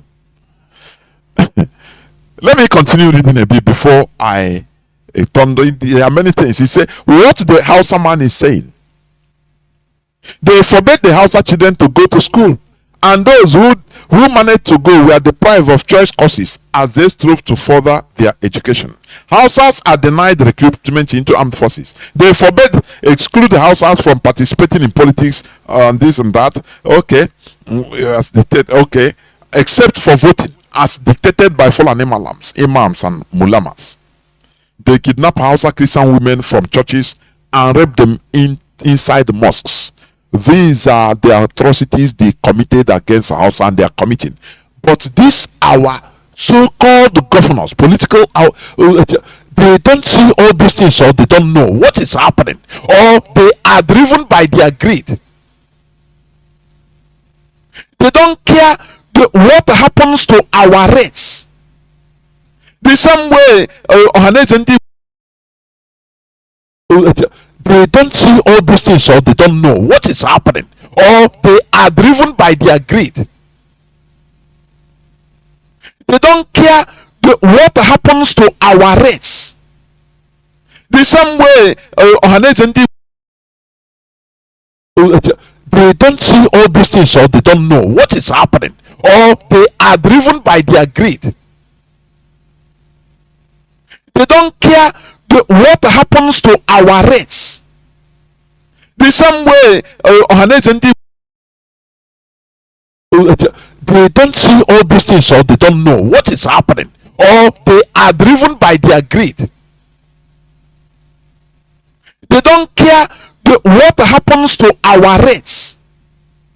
The same way they don't see all these things, or they don't know what is happening, or they are driven by their greed.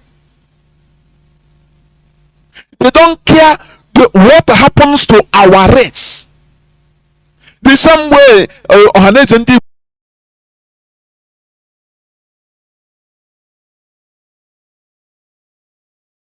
respect is end. It is not just dashed. You don't get respect by begging, by crying, by sentiments. It is worked for. It is end.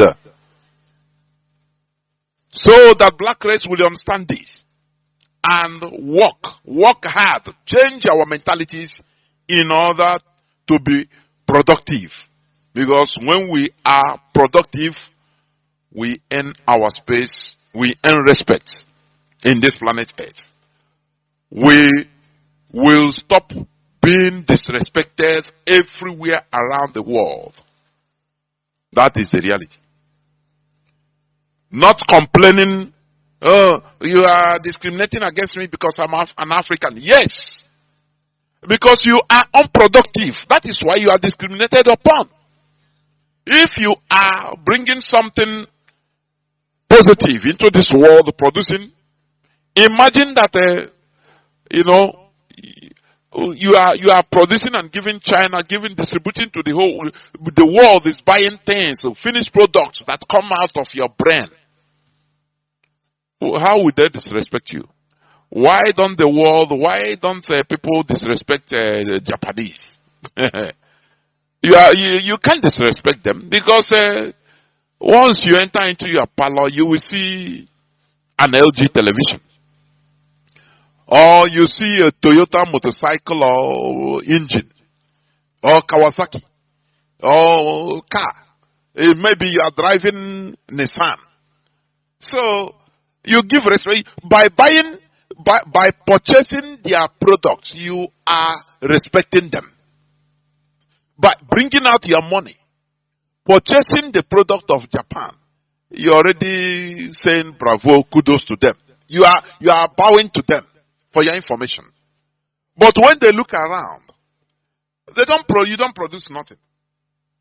They look around, black race, see nothing.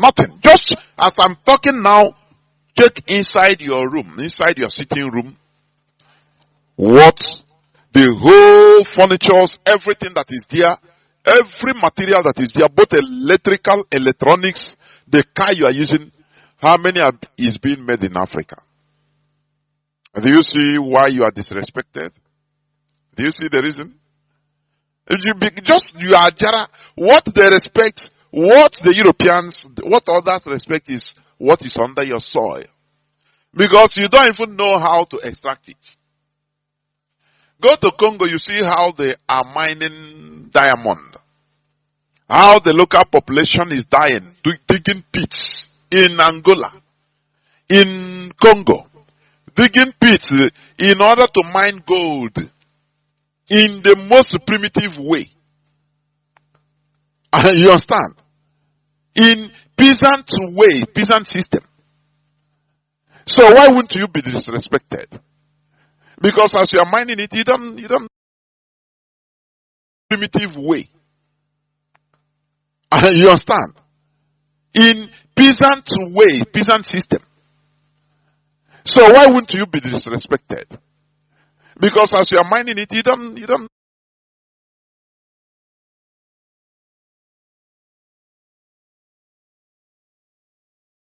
understand. In peasant way, peasant system. So why wouldn't you be disrespected? Because as you are mining it, you don't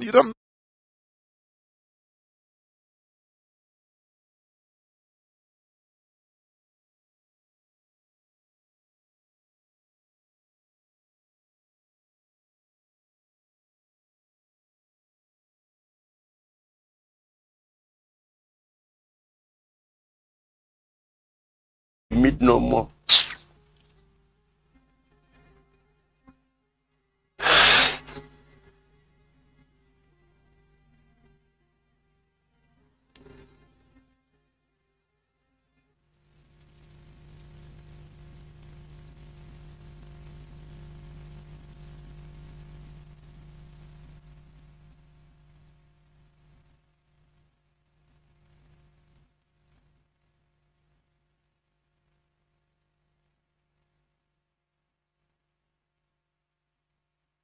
(1970) anyị bịa ka anyị jee zụta ndị agha Nigeria bịa bulu egwu anyị mara na ọ bụ. Welcome back. This is Radio Biafra House of Service coming to you through Radio Biafra London. No na iluzi wagada we anyị must na-ebu. continue, please. We must continue. Here there is a technical hiccup, please, which I didn't understand. But we must continue. But I think I am back. That is it.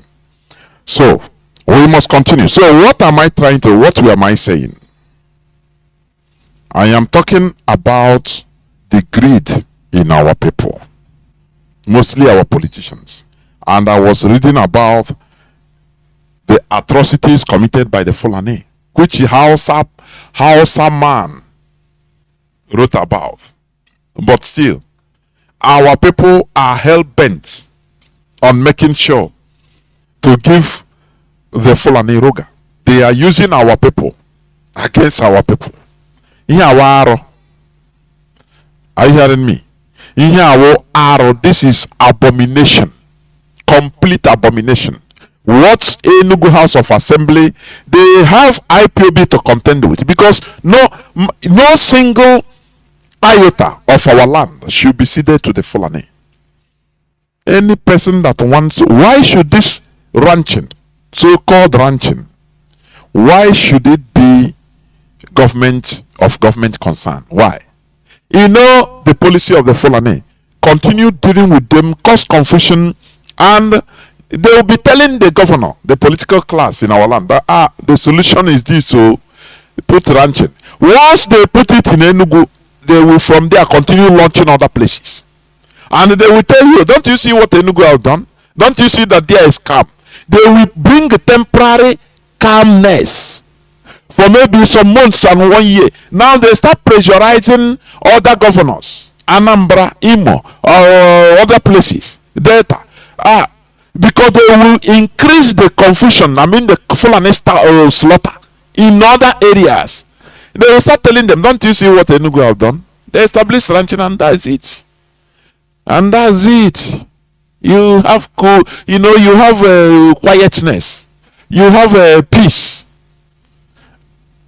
And immediately they establish ranching, Nigerian army will build barrack around there to protect them, for them to gain foothold, and they will be instructed to be burning. You will see one Fulani man burning like pigs. He got here,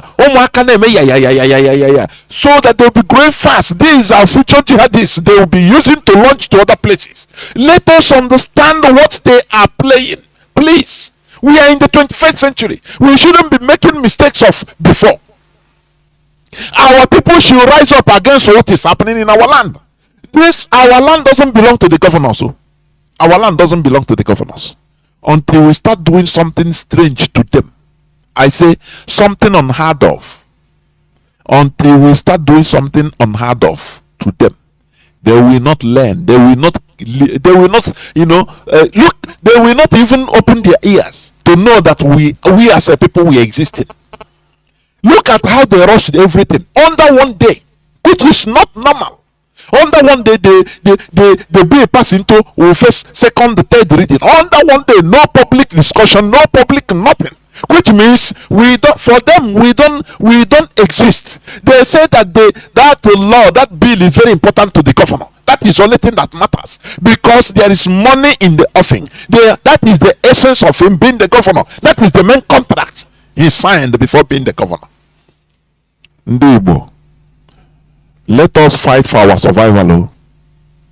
Ndibo, here on Radio Biafra, I'm calling in Ndibo, Kai Hapo buying and selling. Let us also look into our collective lives, our collective living. Let us collectively fight this war that has been imposed on us by Britain through the Fulani, by joining us as one country.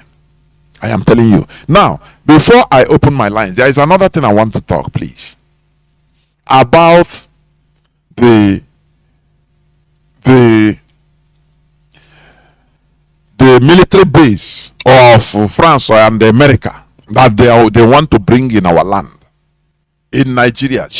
Let them stay there in the north or in the Sahel. Are you hearing me? They are chasing American and French, European, Western military bases like criminals everywhere in Africa, chasing them out of everywhere. Are you hearing me? Anywhere they are, there will be problems everywhere.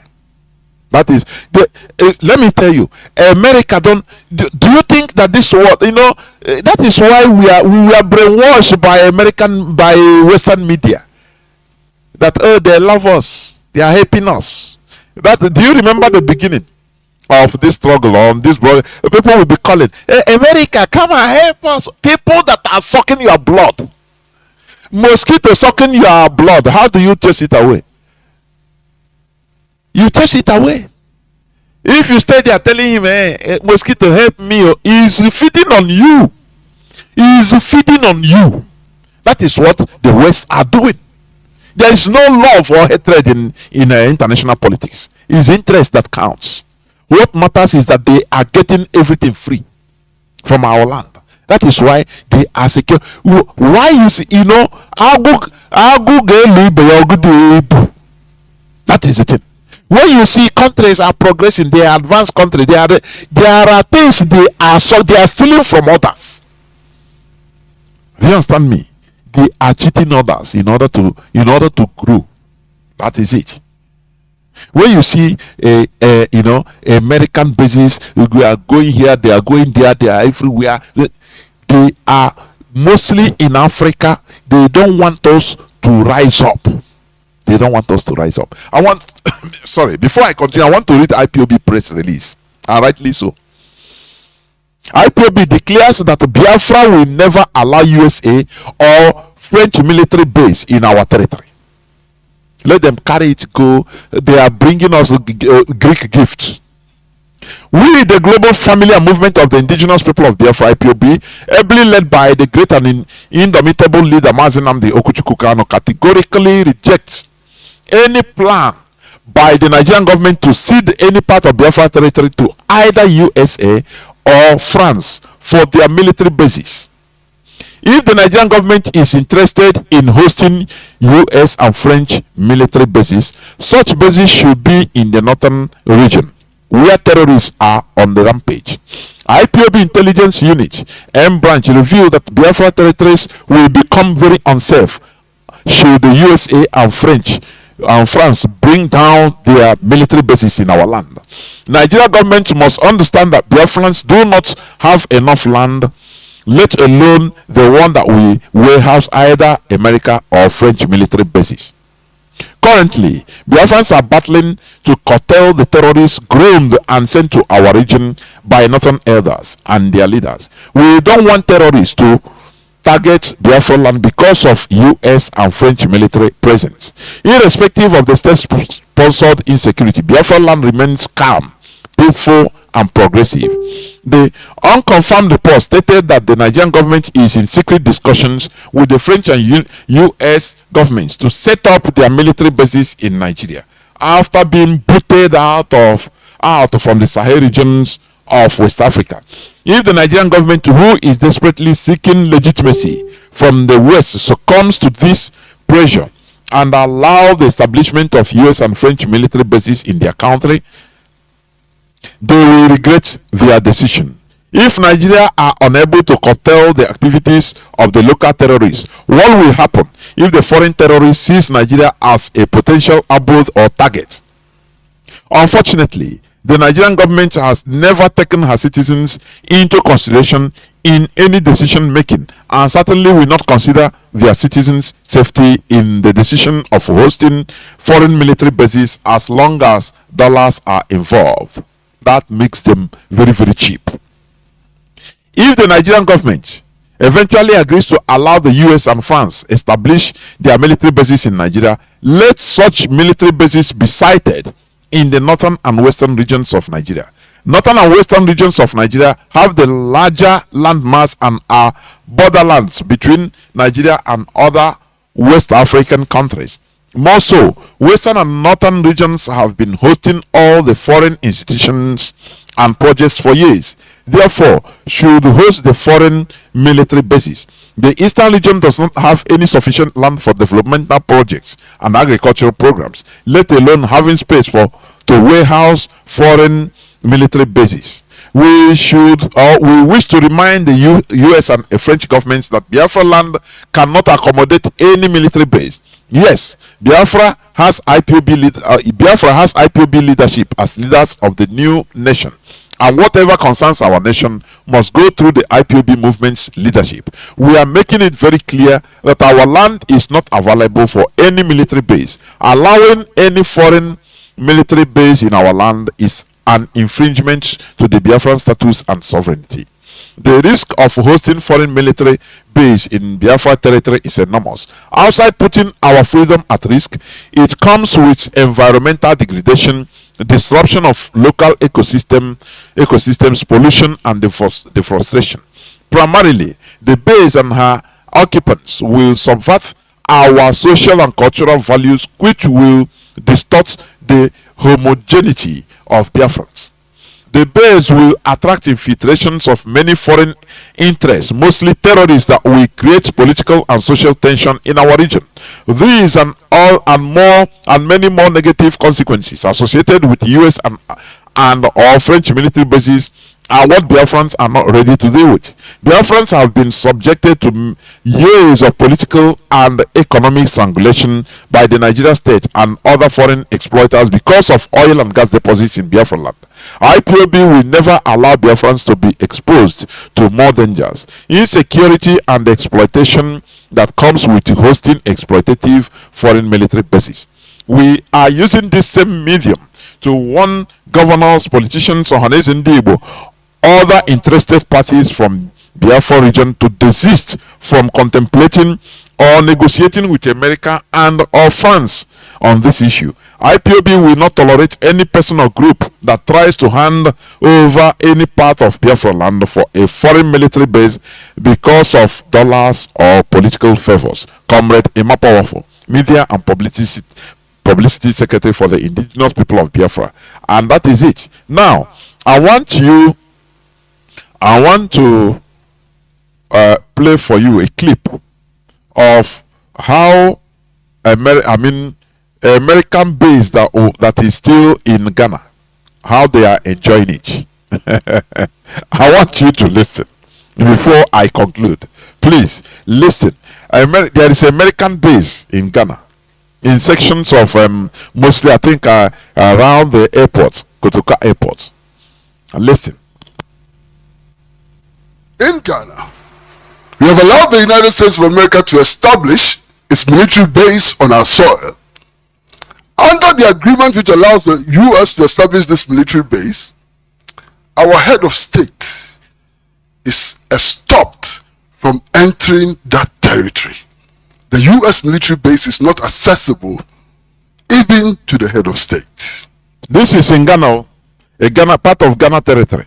Even the head of state of Ghana, according to the contract, he can never enter into the American base. You see that? What does it mean? That is complete occupation, direct colonization. That is what it means. Why are they bringing? Why do they want American or French military to come to base in our land? Why? Don't you? You see, you have to. I say, you have to learn from where these bases, these foreign military bases, have been, whether they were progressive or retrogressive.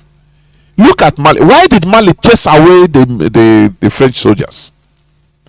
Why did they have to chase away the French soldiers that came under the pretext of fighting terrorism in Mali? Why did they chase them? Because it is not they were promoting terrorists, arming them in order to justify their presence. Are you hearing me?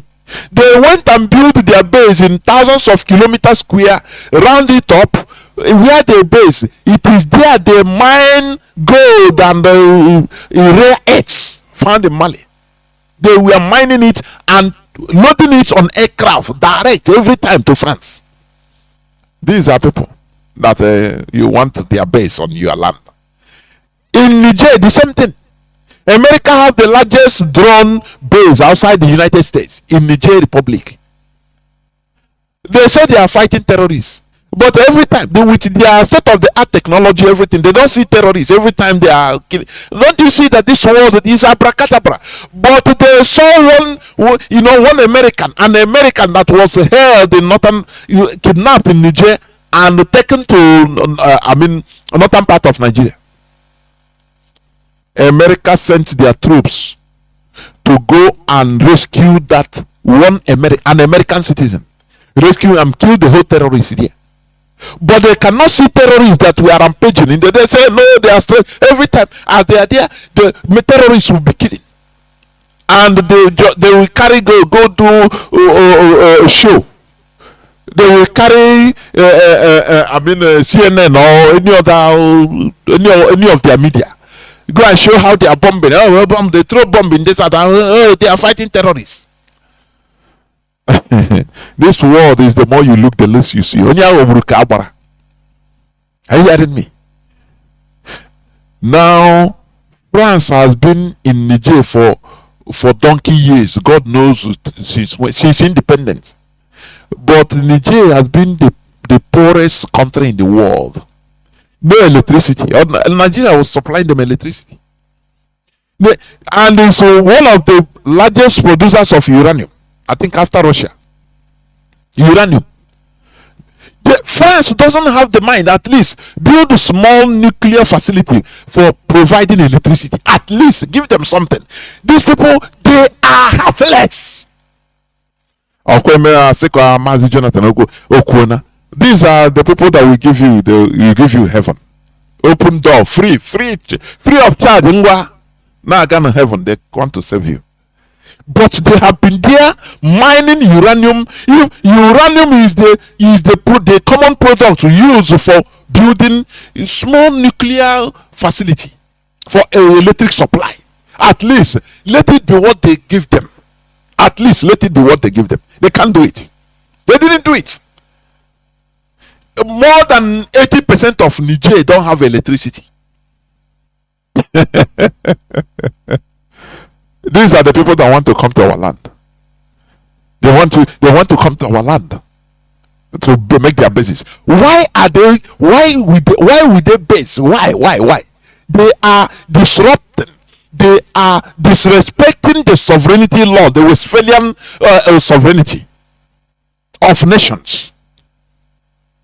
They will go and sign anything with our so-called politicians, heads of states or presidents. Because I said the other day, the West are in charge. There are no more direct colonization. Today the colonization is worse. Do you know why? They are not directly present. Rather, they are in charge of those that are in charge of us. Do you see it's worse? So they give them order. I don't know how you do it, but do it. And the people, they will do it. Our president, people will call presidents. They wake up in the morning, they call. They have to, Tinubu have to call Washington or call Excelency, France. What is the program today? They will instruct them. Do you know anything? They will come and announce. And you have to be. Police will be on the street. Military will be on the street, enforcing what they say. If you shout, America will say, but you are independent. Who your representative, political representatives responsible. But they are the people now from up. Because they deceive us with this thing they call democracy. Let me finish playing this, please. As if that was not enough, in the agreement, we have committed to an arrangement under which if US soldiers come to Ghana and kill Ghanaians, Ghanaians cannot go to court to ask for redress. We have committed ourselves to an arrangement under which property destroyed by US soldiers in Ghana, if your property is destroyed by US soldiers in Ghana, you cannot go to court.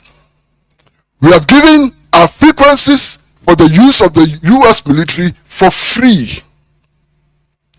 Our frequencies are given to the US forces for free.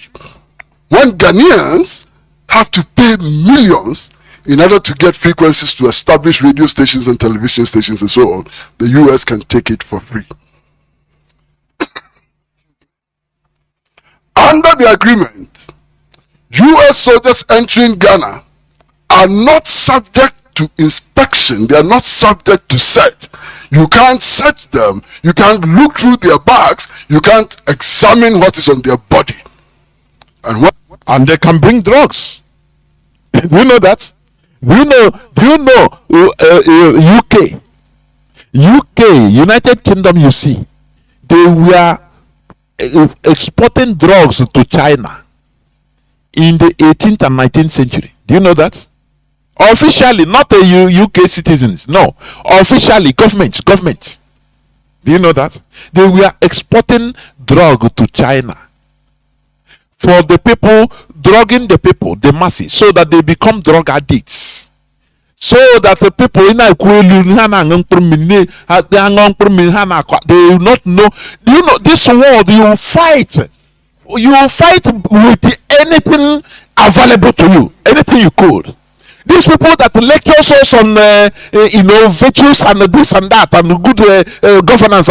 If you see the crimes they committed in this world, oh, China, you loot them. Looting, you loot them. You abhor them.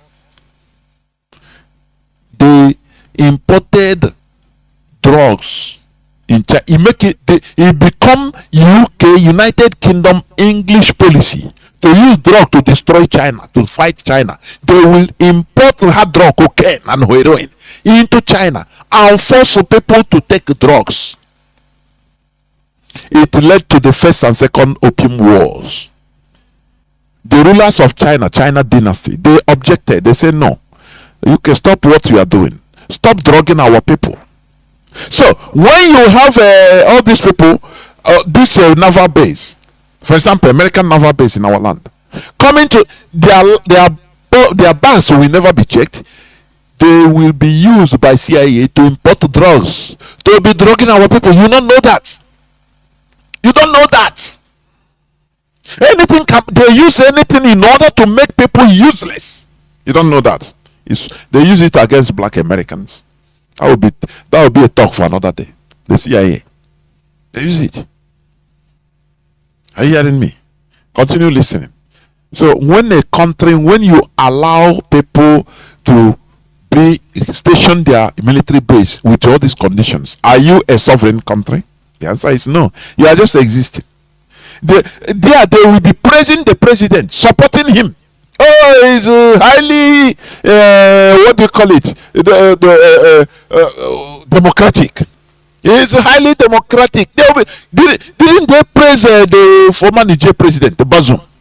Somebody that sold the whole country to France. They are praising him. Oh, he's a democracy. Oh, the democracy. Because he's their puppet. The same way America was in love with Batista, the former president of Cuba, before Castro struck. Because Castro was watching what was happening in Cuba. The same way IPOB is now watching. The same way Mazi Kanu was watching what is happening in Nigeria. They were praising Cuba because they were dancing. The president or the then president of Cuba was their puppet. So they praise him in their media. Oh, he is democratic. Oh, he is whereas Cubans were living in penury and poverty. He sold the whole Cuban properties to America. And the Americans were living large in Cuba. The whole resources, everything is American. They imported, everything is imported from America. America was praising him. Whereas Cubans were suffering. Castro rose up in revolution. One thing they didn't know is this. That is also one thing I see that blinds countries. Roman Empire fell out of pride. When they grew too big, they said, no, nothing can happen. No person can ever rise up. We will kill anybody in this planet Earth, subjugate them. Roman Empire that will conquer the world, they fell. They are now relegated to the Vatican City of how many? Not up to 20 kilometers square. Do you see how the world works? That is how this present world dominion is. It will fall apart. I am telling you, because when they go with extreme pride, they don't care. They thought that the whole world now is in their hand. Alexander the Great did it. It's the same thing. The whole world is in his hand. But eventually he fell. They started falling into pieces. When pride becomes too much, you now see people will start rising up. Disgruntlement will be everywhere. That is the world. How can you sign a contract where, you have your military base, none of your soldier, no American soldier will be checked while landing in the country, in Ghana. They don't even need passports to travel to Ghana. Do you see that is heavy arrogance out of this world? How do you think that if people understand this, how do you think that they will be feeling? You will be using their president, using military power to catch people. It can never last forever. People will be killed, people people will die, but they will rise up. It can never last forever. That is it. That is the game. It's the rule of this world. When you come, you play your role. Even if it lasts 1,000 years, even if it lasts 2,000 years, it must surely crumble, and another side will take over. That is the rule. Because the arrogance is too much. Is too overwhelming. Continue listening. When they leave, they are also not subject to customs inspection. They cannot be searched. U.S. soldiers do not need passports to enter Ghana. Are you hearing it? They don't need passports to enter Ghana. All they need is their ID cards. What type of arrogance is that? Just tell me, as a human being. You know, there are things you will do, at least you have conscience and say, no, this one too, at least let us do and follow rules, so that in order not to too much provoke people. But this one, they do it, and they will sign this with the president, and you will be, once the person signs it, finish, they will promote him all over their press. They will tell him, they will grant him red carpet to visit Washington. They will promote him. Any of their people that rise up to protest one thing, they will send military to clear them. America will not talk. Look at how they rendition Mazi Nnamdi Kanu. America, champion of democracy. They didn't know, they didn't talk. Why am I expecting anything from them? They are citizen, American citizen, Gonzales Lira. Because he's against the support of America to Ukraine.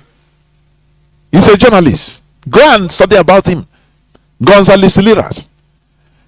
They allow Ukraine to arrest him and torture him to death in prison in Ukraine. This thing happened few months ago. I've talked about it in the news. Yeah, America didn't give even they didn't talk anything. No comments. They allow it. But they are the people that they pretend to be fighting for justice, world peace and justice. They pretend that they are fighting for free speech. But only when it favors them. Free speech, yeah, mama. Look at Julian Assange. Is it not free speech? Let me finish playing it. Other people are starting calling. Under these circumstances, we have given U.S. soldiers privileges way and above diplomats. Because even the American ambassador needs a passport to enter Ghana. A U.S. soldier does not need a passport to enter Ghana. In any case, what are these soldiers doing on our continent? What are they doing on our continent? Our leaders must ask themselves some interesting questions. Of course, they say that there's a global village, whatever that means, but they say that there's a global village. If this is a global village as they define, then everybody has interest everywhere. Now, if we decided to station a battalion of the US, of the Ghanaian army in Washington, what would happen? Now, if the US would not allow us to station a battalion in Washington, why do we then allow them to station a battalion on our soil? Ab initio, this arrangement means that we have accepted that we are inferior. And that is one of the reasons why we need to wake up and dismantle these arrangements in order to establish our equality and so on. That is it. Our admission that we are inferior. That is it. This is where I'm going to stop anyway. Remember, we are live and direct. Today is the 13th day of May 2024. I will go a few minutes break so that when I come back, I will open the line so that people will talk. Please do not go away. I'll be right back. Let people to come together and ask themselves a question. As a matter of fact, 87% of the oil well in Niger Delta belong to the north. Precious, it belonged to the North. Northerners are the owners of this oil well in the Niger Delta. That was what I told Asari when he was making us about Igbos, as if Igbos are his problem. There are things people cannot do. I'm telling you, there are people he cannot even talk to. He can't even mention their name. Say he want to probe corrupt. He cannot try it. It's like a signed document. That's what I'm looking at here. It's like you're signed that you will not do this, you will not do this. That's okay. I go and say Nasoro. The news done the trend. In fact, I was expecting that by now somebody would have spoken about this thing. Unfortunately, nobody is saying anything from Asoro. So it can't be like say we just get covered with what happened to certificate. We know they talk about things when they happen. Go. Just our money they go down. Yes. The thing is that before now we have always known. Remember when the borders were closed or supposed to be closed? It was also to a Niger Delta person who is doing big oil business. Polo. Where they give pipeline surveillance. To do security for pipeline. So that one na job, Abi. To do security for pipeline. You go dey watch pipeline while the oil go dey pass through to the wherever it's going to, Abi. That one na business. That is why I'm laughing at both Asari and Tompolo. Instead of them to talk about their region, look at what is going on. Look at how many billions of dollars we are talking about. And this oil is coming from Niger Delta. Instead of Niger Delta people to come together and ask themselves a question, as a matter of fact, 87% of the oil well in Niger Delta belong to the North. Precious, it belongs to the North. Northerners are the owners of this oil well in the Niger Delta. That was what I told Asari when he was making us about Igbos, as if Igbos are his problem. Look at what is going on.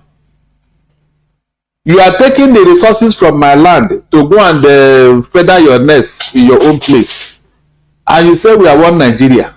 So, Mr. Darlington, make we even marry and wait in this letter where we say some directors from inside NCAA don't write to Pantami. Make I read them again. Say some NCAA staffs are alleging widespread corruption in and northernization of the agency, petitioning Aviation Minister Festus Keyamo to probe the agency. So, employees from inside the Nigerian Civil Aviation Authority, NCAA, say they don't petition Aviation Minister Festus Keyamo over alleged corruption in and the organization of the agency, according to them. The same thing. Now, wait to make me say, make we marry together. So, in a letter where we say that 29th of September, now did the NCAA staff can accuse the National Aviation Agency's previous and current NCAA executives of diverting an estimated of 8 billion naira between 2019 to 2023. 8 billion buying worker didn't divert the money. They say the alleged money was stolen through multiple payments of approved payment vouchers. So they could just be approved payment vouchers anyhow. When direct payment to so with all of this ones really happen, that the money don't go. So who will decide what you will do and what you will not do? We can see it playing out even under Tinubu. There are things Tinubu cannot do. I'm telling you, there are people he cannot even talk to. He can't even mention their name. Say he want to probe corrupt. He cannot try it.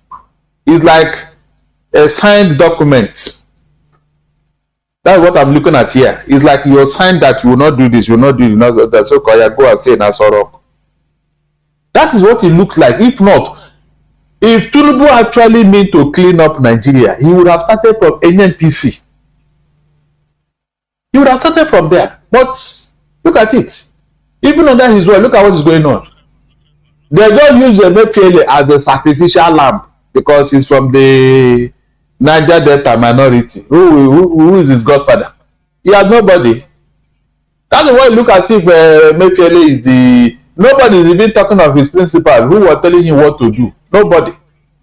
These other places now where corruption is staring us in the face, Tinubu will not talk about it. He will pretend as if he did not see it. Even this aviation, since they wrote to Keyamo, has he uttered a word? He won't utter a word. It's just a phone call. Don't listen to that letter they wrote you. Don't probe anybody. And that's it.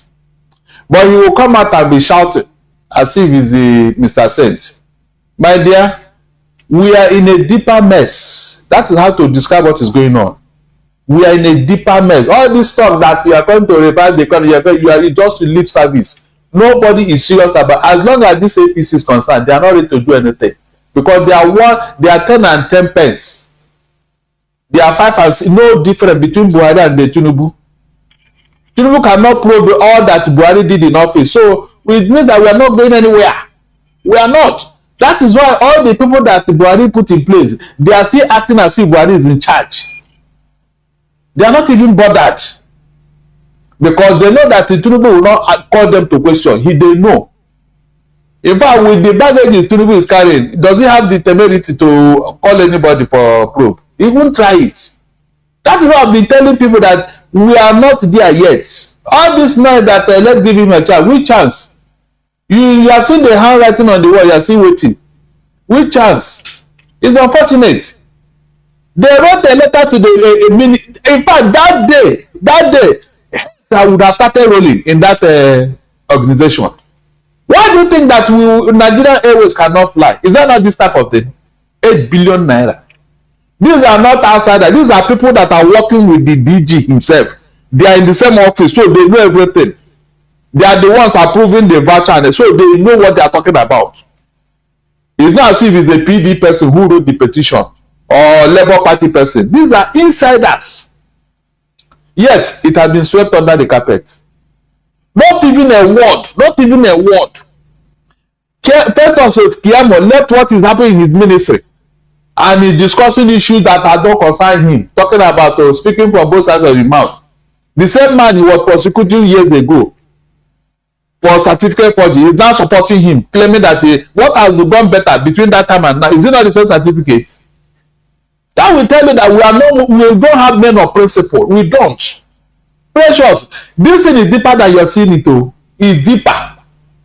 But let me tell you, people have been talking of Rwanda. Every time they say Rwanda, one journalist, one broadcaster was talking about mosquito and cockroach. One core problem in Rwanda was not about any propaganda or hate speech. It was not. It was because of this type of thing. The Belgian masters took the Tutsis as their own. They empowered them. They placed them in places of authority in Rwanda. Because the Belgians believe that the Tutsis resemble them in their color. They have the same color. So they empowered them. Meanwhile, the Hutus who said that, but we are the same country now. These are, why are you putting them above? You are giving them everything. What is our own? That was what caused the problem in Rwanda. When they could no longer tolerate it, they don't have anything. They can't get jobs. They can't get contract. They got annoyed and said, okay, let us destroy everything. That was what happened in Rwanda. That was why the Hutus went angry and started. They will not go and study water. And let me tell you, anywhere where there is injustice, where there is nepotism, where there is discrimination, go and check what happens to such a country. Go and check. It's a question of time before people start reading meaning into all these things and say, okay, so we are now slaves in our own country. They will not look at all this. People have been writing, people have been talking. Nobody will pay attention. Nobody. Until when it will become a problem, they will now look for one scapegoat. It was this journalist who was writing. It was this journal presenter who said something on radio. Meanwhile, the real issue that is going on now, that is happening, nobody will talk about it. How can you be in a country where you cannot get any good job, even though you are more than qualified? Then they will take somebody who is not even qualified and put as your head. How come? Will you feel happy in that country? Will you be patriotic in that country? It's not even as if the people that are placing this authority, they are qualified. It's not as if they know anything. It's just to see that they have been chopping money. Is that not why Nigeria is where it is today? All the people that Buhari put in office, if they are really experts in their field, Nigeria will not be like this now. It's that they just put them there, go and eat money, go and chop money. Look at Ajokuta Sea Complex. Look at how much we are spending there. Over 10 billion every month. Meanwhile, nobody is doing anything. Nobody. You dey talk about Ajaokuta. We still dey pay salaries of for refinery workers that don't working. Go and see who are there. They were still paying their salaries. Wasting billions and billions of naira. These are the things that will really agitate the mind of anybody who love Nigeria. If you truly love Nigeria and you are hearing all this, how can you be happy? I said our own airspace, this Nigerian airspace, whatever. The man there, benefits, who was there before they did, he said 70% of their staffs don't have a need to. They all read Islamic studies, and they brought them there. The man raised the alarm. So what are they doing? Islamic studies, religious studies. What are they doing with aerospace? They just bring them there with letter. All of them fill the place. The man raised the alarm, and we immediately said that we don't pay, so they remove him and put somebody there. So is that how to Nigeria will work? Rampage in a square hole. Look, I don't know what has happened to Nigeria. I'm telling you, space, real science and technology. You are bringing religious studies graduates. What are they coming to do there? The same thing with NNP. Go and see. Some people just in a week they won't even come to work. If they come, it's around 12. They just sit there in the office, make phone call, carry their friend. The day is over. They just go until the month is over. They collect fat salary, and you are telling me that Nigeria will work under this condition? Everywhere nepotism. If they don't want any other person to be in Nigeria, let them tell us. But for you to impose yourself and turn other people like slaves in your own country, there can never be peace in such a country. It can never be. Go and ask anywhere. It can never be. If you are not equal in your own country, then where will you be equal? Is it in another person's country? Tell me. The people that are even placing above you, if they are qualified, it's okay, they merit it. But when you see people who don't even have anything to offer, nothing, they don't put them there. After you have done all the work, they just sign. As Oga. They just sign. That's what they don't. They only just sign every report. Sign every. You go and do all the work. Do all the rack your head. Do everything. After doing, you bring it. You will not read it for them. They will not sign. That's all. That's why he's your guy. Please tell me any country that moves forward under such a condition. Mention one country. So the problem is deeper than this. You don't mention the aviation industry and anything. How about other ministries? Yes. Other ministries, even mines and steel. That so it is a very big problem. People are asking, how did Nigeria get the? This is how we got here. When we put square peg in a round hole, that is where we go where we are today. The real expert, the real people who are qualified, nobody gives them job. Nobody gives them job. They can't even come near as long as they don't belong to a certain ethnic group or region. Nobody gives them job. All right, Mr. Darlington. So in this case, now what do you think go be the way forward, especially as Oga President is supposed to work to make sure people say they really show working. So what do you think be the way forward? President, nothing will happen. No.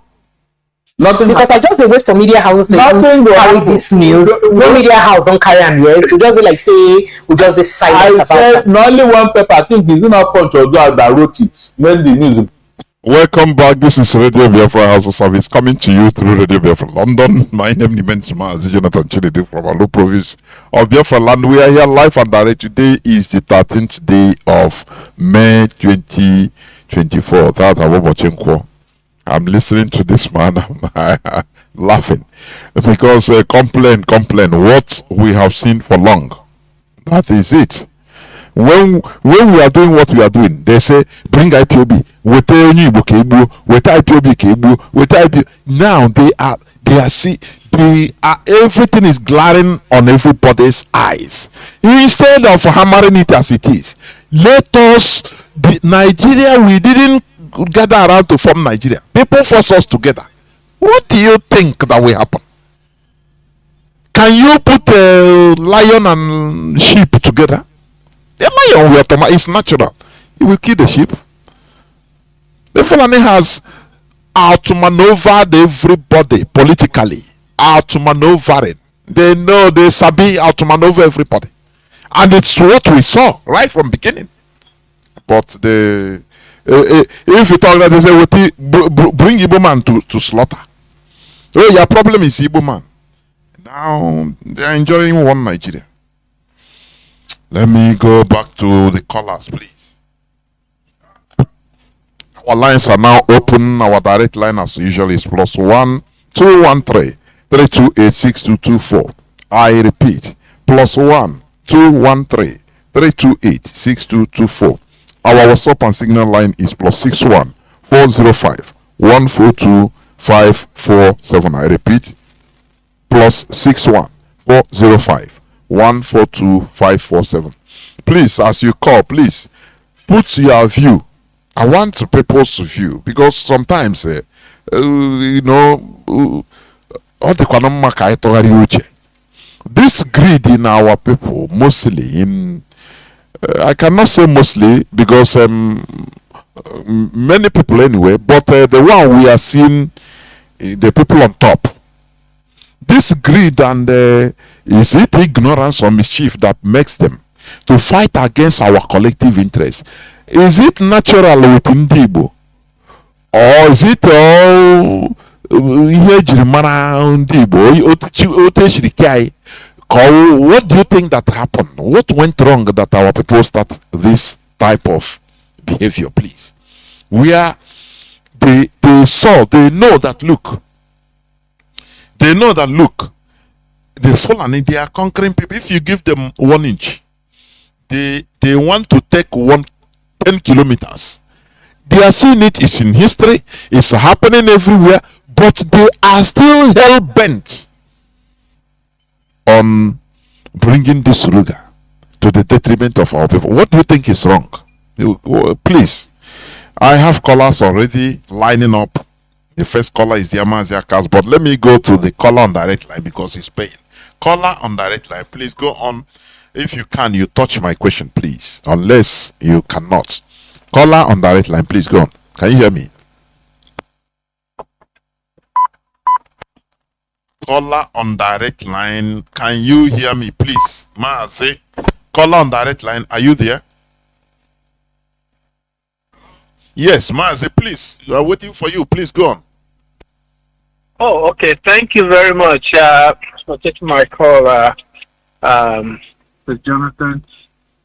Yeah, there's nothing we can do other than just I feel we should just keep doing what we're doing, but we have to be cognizant of certain principles.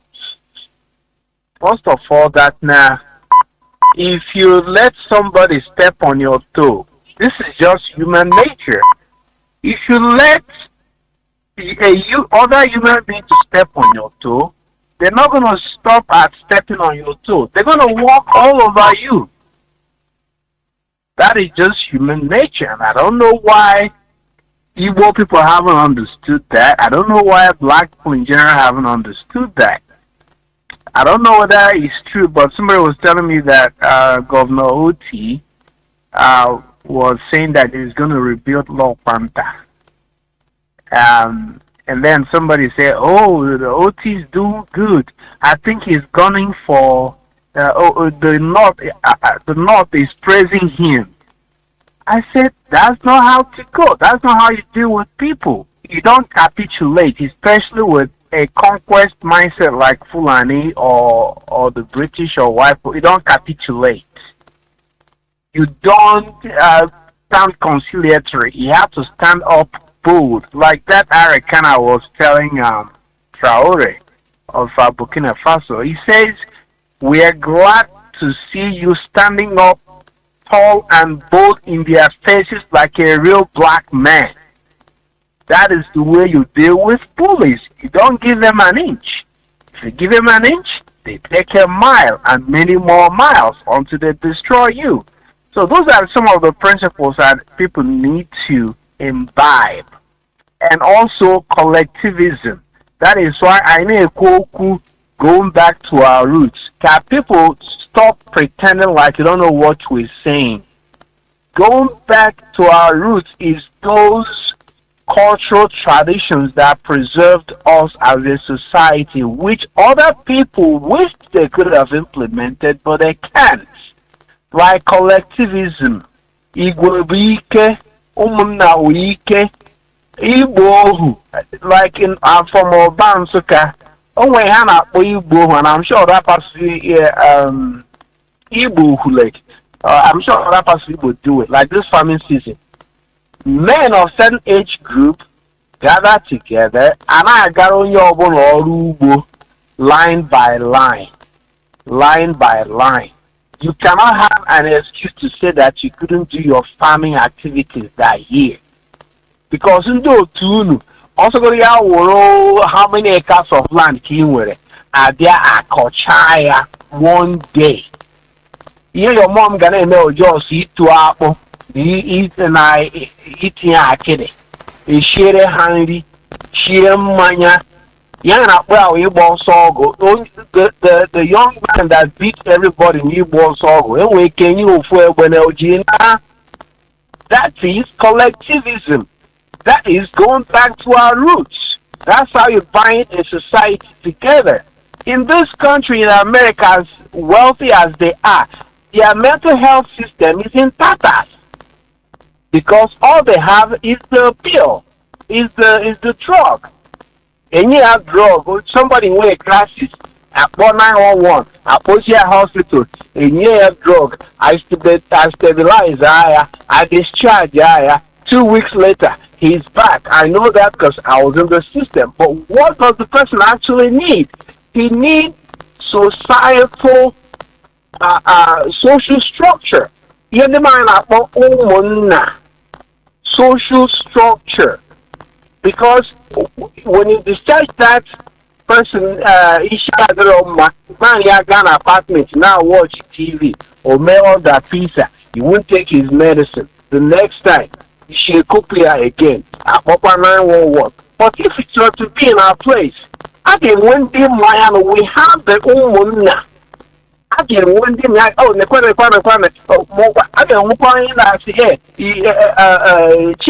you go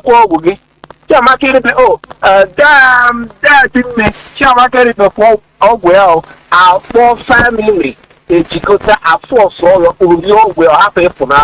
that is family social structure. Our people have it. That's one of the going back to our roots. Our people make I'm talking about Obansuka. I don't know of other parts of Igbo land. But when a young man dies, his wife is not left alone.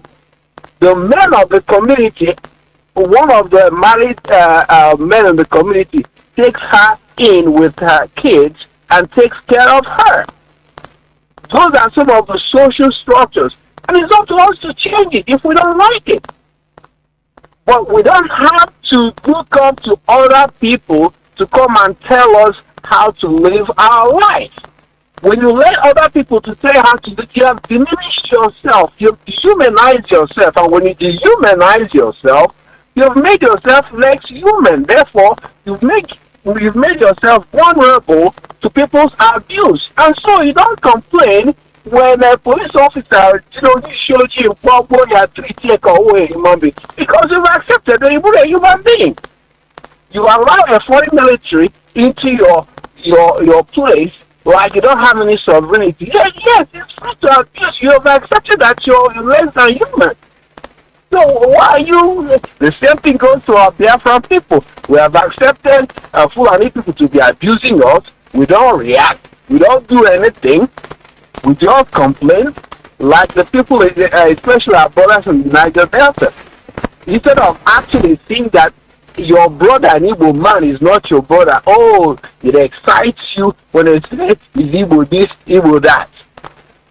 So there's nothing we can do else, my brother, other than keep hammering in Radio Biafra like we're hammering. I'll imbibe all the content creators. Tell your followers to also listen to Radio Biafra. Our media warriors, always advertise Radio Biafra to your followers. I want to thank you all. There were Mazi. Thank you very much. We must continue. Caller on signal, Mazi Akas. You are the first caller. You have been there for, is it 20 minutes plus. Mazi, can you hear me? Yeah, Mazi Jonathan. Good evening. There we Mazi. There we go. Yeah, thank you for picking my call. Continue to bless you, give you every knowledge that you need on educating our people because of the atrocities we are passing through in Nigeria. And I want to say, continue to do the needful. We are here and we are listening. Fellow Biafrans, lovers of freedom, my name is Mazi Akas. I'm calling from Austria, and I serve the indigenous Biafra IPOB National Bureau. Mazi, all that you said this evening, the truth about it is that our people sometimes we are deaf of what is happening to us in Nigeria, the killings and the atrocities the Nigerian government is causing to our people. Sometimes we are not we begin to behave as if we are not aware of what is happening. Straight, please, bitte. Ich kann nicht vor der Lampe fahren. Ja, aber nicht rechts abbiegen. So, bitte, my brother. Nicht rechts abbiegen, geradeaus, bitte. What I'm saying is that we must continue to do the needful. We must continue to fight until we liberate ourselves from Nigeria, because the issues of what we are passing through in Nigeria is horrible. And we plead our people to continue to understand that there's nothing we can do until until we got our freedom. We must continue to do the needful. We must continue to fight until we liberate ourselves from Nigeria. Mazi, all that you said this evening, what I want to let our people know is that concerning the so-called idiotic governors or the House of Assembly in Enugu trying to create their nonsense Ruga in Enugu State. We can't allow that to happen, because immediately they do this ranching, just as you said, the Fulanis will begin to force the other governors to do as well. So it cannot happen. IPOB will not allow any inch of our land to be given to Fulani. It doesn't matter in ranching or anything, because these people are killers. Anywhere you give to them, before you know, they begin to kill the indigenous. And it has been happening in Enugu State. Everybody knows about it. So Mazi, we the IPOB, just as you read the IPOB press release, we must continue to do what we're supposed to do until we liberate ourselves from Nigeria. Thank you, Mr. Kevin. Continue to bless you, Mazi. Thank you so much. Mazi. Thank you. Thank you. Caller on WhatsApp. Can you hear me? Caller on WhatsApp. Yeah, good evening from here, Mozambique.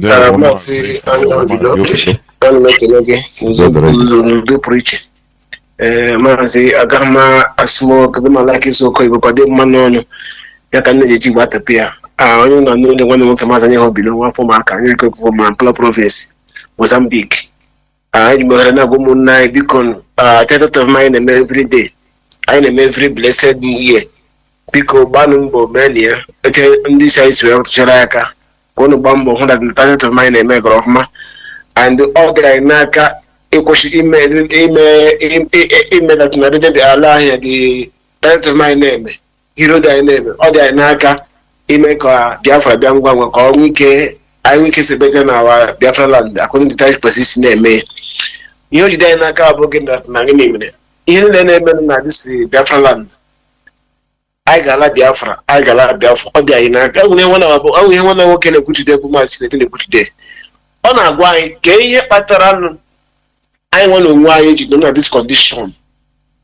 Indeed, when you hold actually, because you know what you only said by before that was not only Igbo, get with a Maya or Yamunia, umpire, or Womamu, to sacrifice Echo, Koikopota. One day, what do you hear on yours over like? Because Ndane Kuna, this is one young woman, Ndane Kuna, Hana Chimek and Hana Chimek. And that we had Gabana, but how had the rich carrier than good.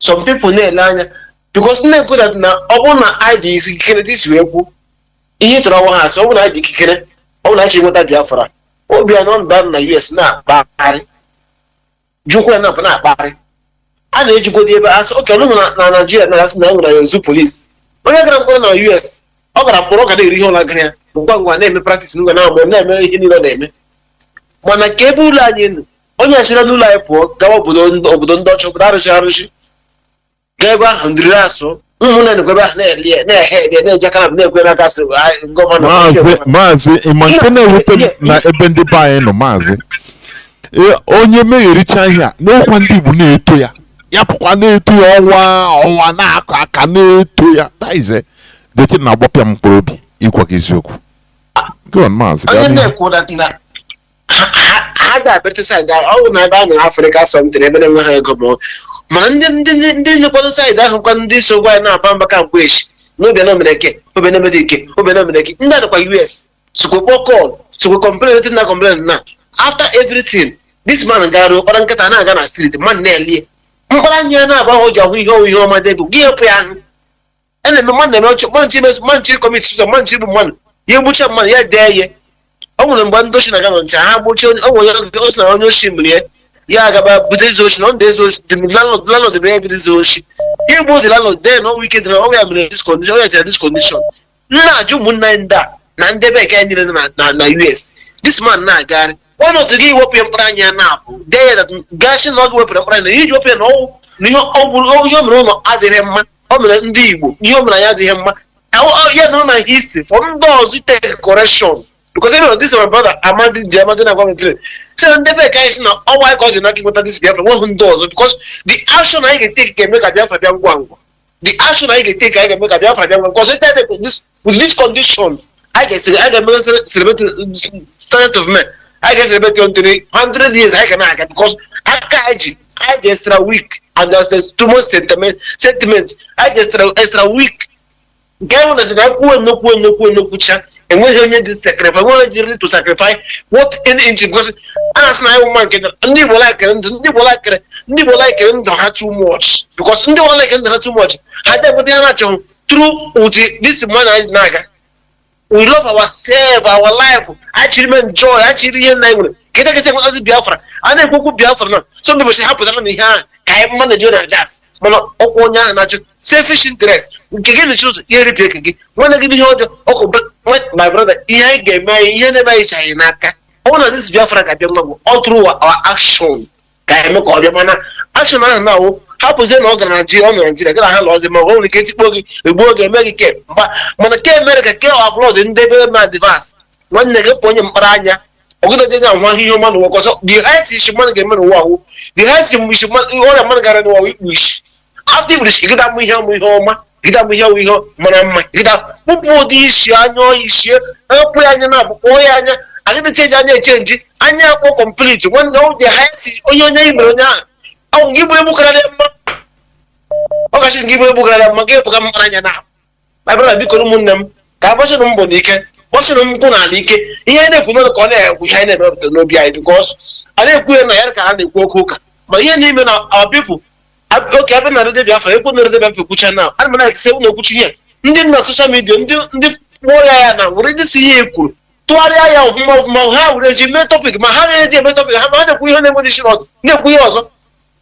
this topic na ihe ndị na-ekwu today ọnwụ ya ha ga-abịa ha were ụlọ ha na Portuguese ha alakịta na Portuguese na ndị ma emepụta amịarịa na Portuguese ha na ndị ọzọ ndị free people na ndị French ya mana ha bịara ha ga-akọwa ihe ọzọ hapụzi egwu na redio Biafra hapụ topic anyị hapụ ihe online werezie ala ya werezi ihe ọzọ na-eji akụ ihe ndo ma ndị na-eme social media ndị na-eme ala ya ndị na-ekwu ọchọtụrụ ndị na-ekwu nta na-ekwu ọtọ na-ekwu ihe na-ekwu nta na-ekwu igbo bikonu ihe ọrụ kwere redio Biafra ji na-epi ike ngosi ndị Chineke nyere ha wisdom ka ha ji na-enwe ike na-akụzi ihe anyị na-ama ndị a na-emepegodo anya ka emepere because before ọmụsọ mgbe na-eme ka ha pere Chukwu nwanne ugbu a gị mee mma mekwuru gị m na memekwuru gị ihe mbelifu na because tụrụ dịsị redio Biafra ka anyị nwee hope ka anyị mepe my own eyes biko ihe kwere redio Biafra were dị tụgharịa ya na social media n'ụlọ ebe ụlọ na-eme vidio ji na-eme vidio ji na-egwa ndị ebe ahụ n'ụlọ n'okwu ji na-eme ka ndị ọzọ mụrụ ihe ha na-aga ji na-etore n'ụlọ Igbo anyị n'ụlọ Igbo anyị n'ụlọ ebe ole ga-esi mee ka ndị mmadụ ghọta ya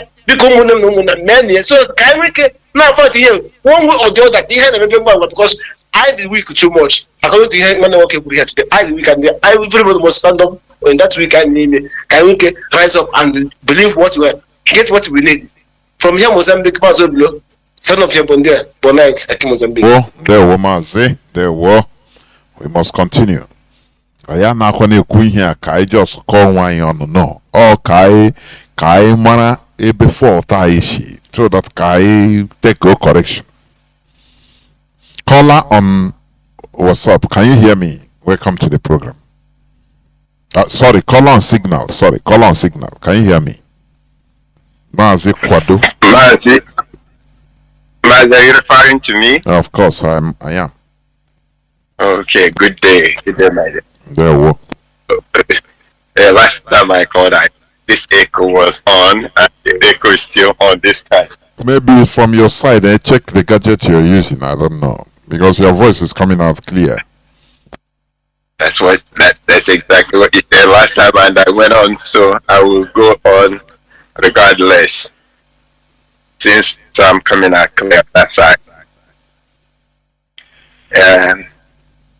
First, from the last thing you presented regarding attempt by the West, precisely USA and France, to establish military base in Biafra land. I spoke on this yesterday during Igbo program that Mazi I was here at. Now, I think you said a lot. That's straight to the point. We know what military is. And I don't think any of us do not understand that we don't need foreign military base in our land. They come with a lot of baggage. They are never going to come for our own good. They are coming for their own good. And that good will be extracted at our own detriment. But we will not let it happen. So I'll keep that right there. But I like the way you have presented it. And I'm sure that Biafrans, IPOB family members have enough light on this issue to stand up against it, so that wouldn't take hold. You spoke about greed, and then you spoke about what is the origin. I think that's what you asked. As far as the origin of greed is concerned, greed is natural. Greed is in all of us. So I thought the key is what makes greed surface. I use the word activation. What activates greed? And there are two things I looked into. One is words. That's the hostile environment. If you look at the expeditions, whether we're talking about what they call primitive occupation, they have a way of giving, West has a way of giving fancy words to their act of greed. When they come to steal from us, plunder, they will find a fancy terminology for it. But their greed was so unbelievable. The last voyage of James Cook, they were waiting 20,000 pounds waiting for them. England, everything they did, they were doing it very kind afterwards. So they did a lot of including one that led to butchering of James. So the reward is key, and as a matter of fact, reward is a post special level. Then it goes into and the story becomes hostile environment. People will put through war. We suffer due to airline and by fish and their cohort. So what our people died is from we ate. Mazi, your voice is not coming out as it should. I don't know. Check. Okay, so whether you are using, I don't know, the gadget you are using. I don't know. No, I'm straight on the phone. I don't know. I'm moving to somewhere else. That's why I don't know. That's why I see the echo is so much. It's from you. It's from your side. You know, no person complains of echo anyway. Go on. Let's see. Go on. So what is it like now? It's okay. It's better. Go on. I moved to somewhere. Because if you want me to call back, I will do so. Go on and wrap up. Go on and wrap up. I think it's better. It's okay. Go on. Okay. So, excuse me. A little story in terms of, well, I was talking about hostile environment. So, because of what we went through, I would not be surprised that, and we are still going through hostile environment. The greed there will be people who like to hoard. We try to, in fear is the fuel of greed, especially in the case of a hostile environment. So you're afraid that this will happen again. What would you do? Out of greed, you want to hoard stuff. But if you are to be in a position again because you're afraid that you'll be able to provide it. The worst is reward, which is like what is happening with them. Whether you're talking about the Ojos or Kanu, whether you're talking about this development at Ibazo. You look at reward. I'll give you an example from what I experienced. I worked for a corporation, and as managers, and then quarterly we'd have rewards in terms of bonuses based on the performance. There was a key area where some managers did in the area of food cost. What would happen is if you did something like your report will be so impactful. But then a reasonable who knows because no matter where you are, you received a copy of the report that included all parts. I will look at it and I wonder what this particular outlet by next quarter it will surface that I've been cooking the book out of greed. They do not get what the big bonus that goes for being the best performer. So, so on all the governors, the reward that they receive, I believe, from their master is so glaring to them. They want for that they will continue to get it for greed that enters into that will become their part. And that's what we are all suffering until there is a check. Like, excuse me. Like in the case of what I said before, the company will look at it and so shift and will invite the general particular area of the company to the headquarters for it. And before you know it, may be expected that the key has been sold. And the reason is because of so and so. So the check there that would that greed so that the essence of word would be what would be in place and not the greed that is possible or introduced. So in our own environment, we have to put check it. That part of that check it, yeah, because with Biafra we want a law that would punish anybody who would embezzle or do the kind of this people are doing. That is what I want to say about that. Thank you very much. There were Mazi. There were. Thank you very much. Although your voice is not so clear. Caller on WhatsApp, you'll be the last caller. Mazi Chuku, I think you are. Can you hear me?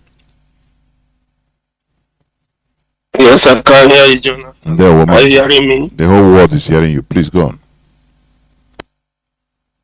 Okay. My name is Chukwu Emmanuel, and I'm speaking from my location. I don't want to go so long today on this very topic. I want to say just a few lines of words. Number one, the man that came to the radio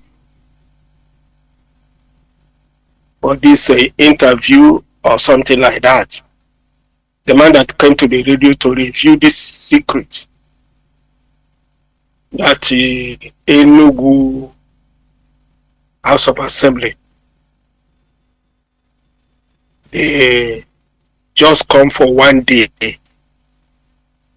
and they just do everything as Nigeria without not going to the normal process.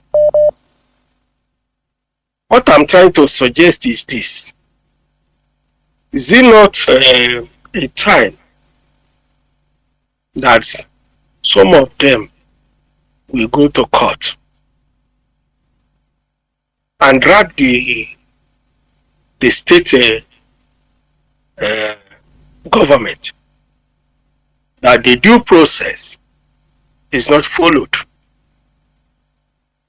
by approving the ranching or something like that?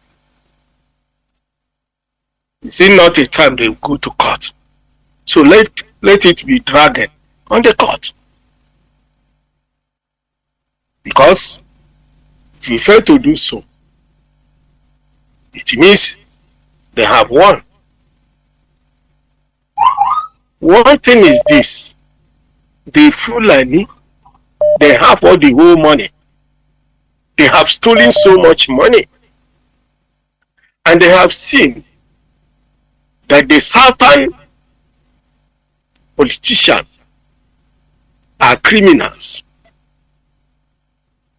What they need is money. They can sell anything out because of money. They don't care whether they will die tomorrow. They don't remember what will happen to next people. This is a serious problem. Because if they fail to drag this case to court and see how they will hold this matter, the same thing will happen to another place. The same thing will happen to another place. And that means the Fulani have got what they want. During the time of Ugwanye, he did not allow that thing to be approved. But this Peter Mba is doing everything to see that he hand over everything to Fulani. This has been a pity that black people don't reason. They don't think. They don't remember that they will die. How this man that's just about 1 year now is doing everything to destroy a race, to sell everything out. After a few years, he will die. I don't know. So if there is possible, the Labour Party group should go to court and say no, this is not a way to approve Ruga. And everybody has been heard that Fulani is just like a snake, black snake. All these years, our leader have been talking on this radio. And this radio Biafra has been talking. Does it mean that upon the Igbo people claiming that they educated, they have not heard about the story about Fulanis? Does it mean they have not heard about it? After hearing all these things, after all these years, emecha agha akara ka emecha iriye ndị Igbo ndị anyị hụrụ taa na Nigeria. Well, nsogbu adịghị ya. Ya ụnụ ga-adịrị ha mfe. Ha lee anya that man ebia na redio. Ya ga gang ya up. Gaa na court, gaa gbaa akwụkwọ. The due process had not been followed. And let it be there. While we continue our own side. Time and naga. Amaroto Shaga. Thank you very much. And all head Biafra. Almost head Biafra. There were Mazi. There were. Caller on direct line, please. You have 2 minutes. Because I'm on the verge of closing. 2 minutes, please. Caller on direct line. Can you hear me? Please go on.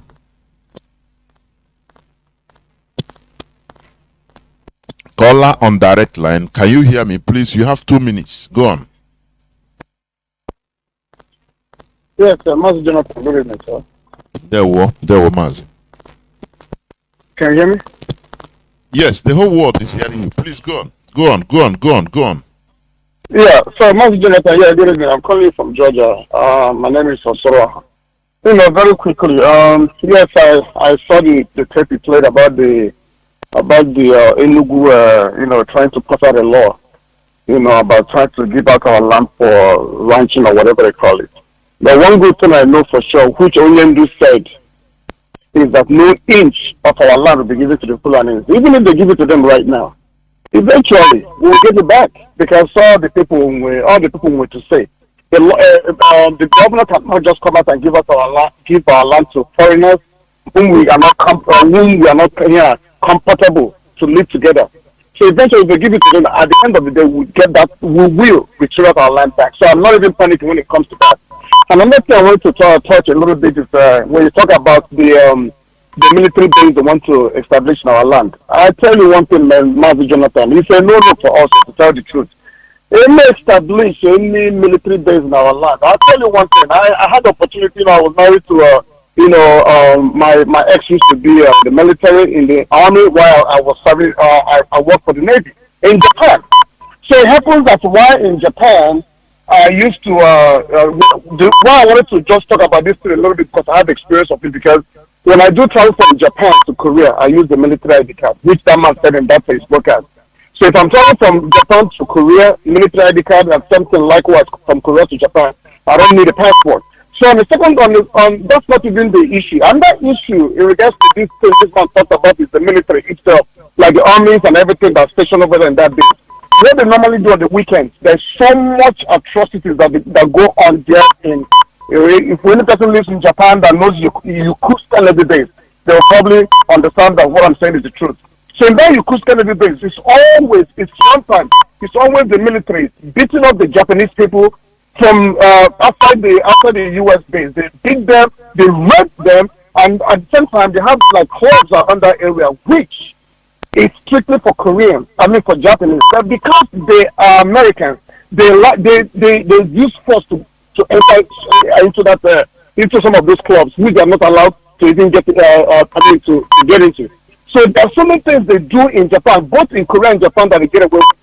Even there was one incident that happened, a 23-year-old boy raped a woman of about 32 years, a Korean. That was in Korea.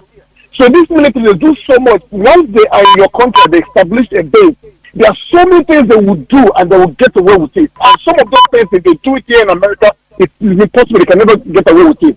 So what I'm trying to say, if they establish that base in our land, these people, if they are able to do some of the evil things they do in Japan and in Korea, and they get away with it, come on, man, you know how they regard us now. We are nothing. We are just like a shithole.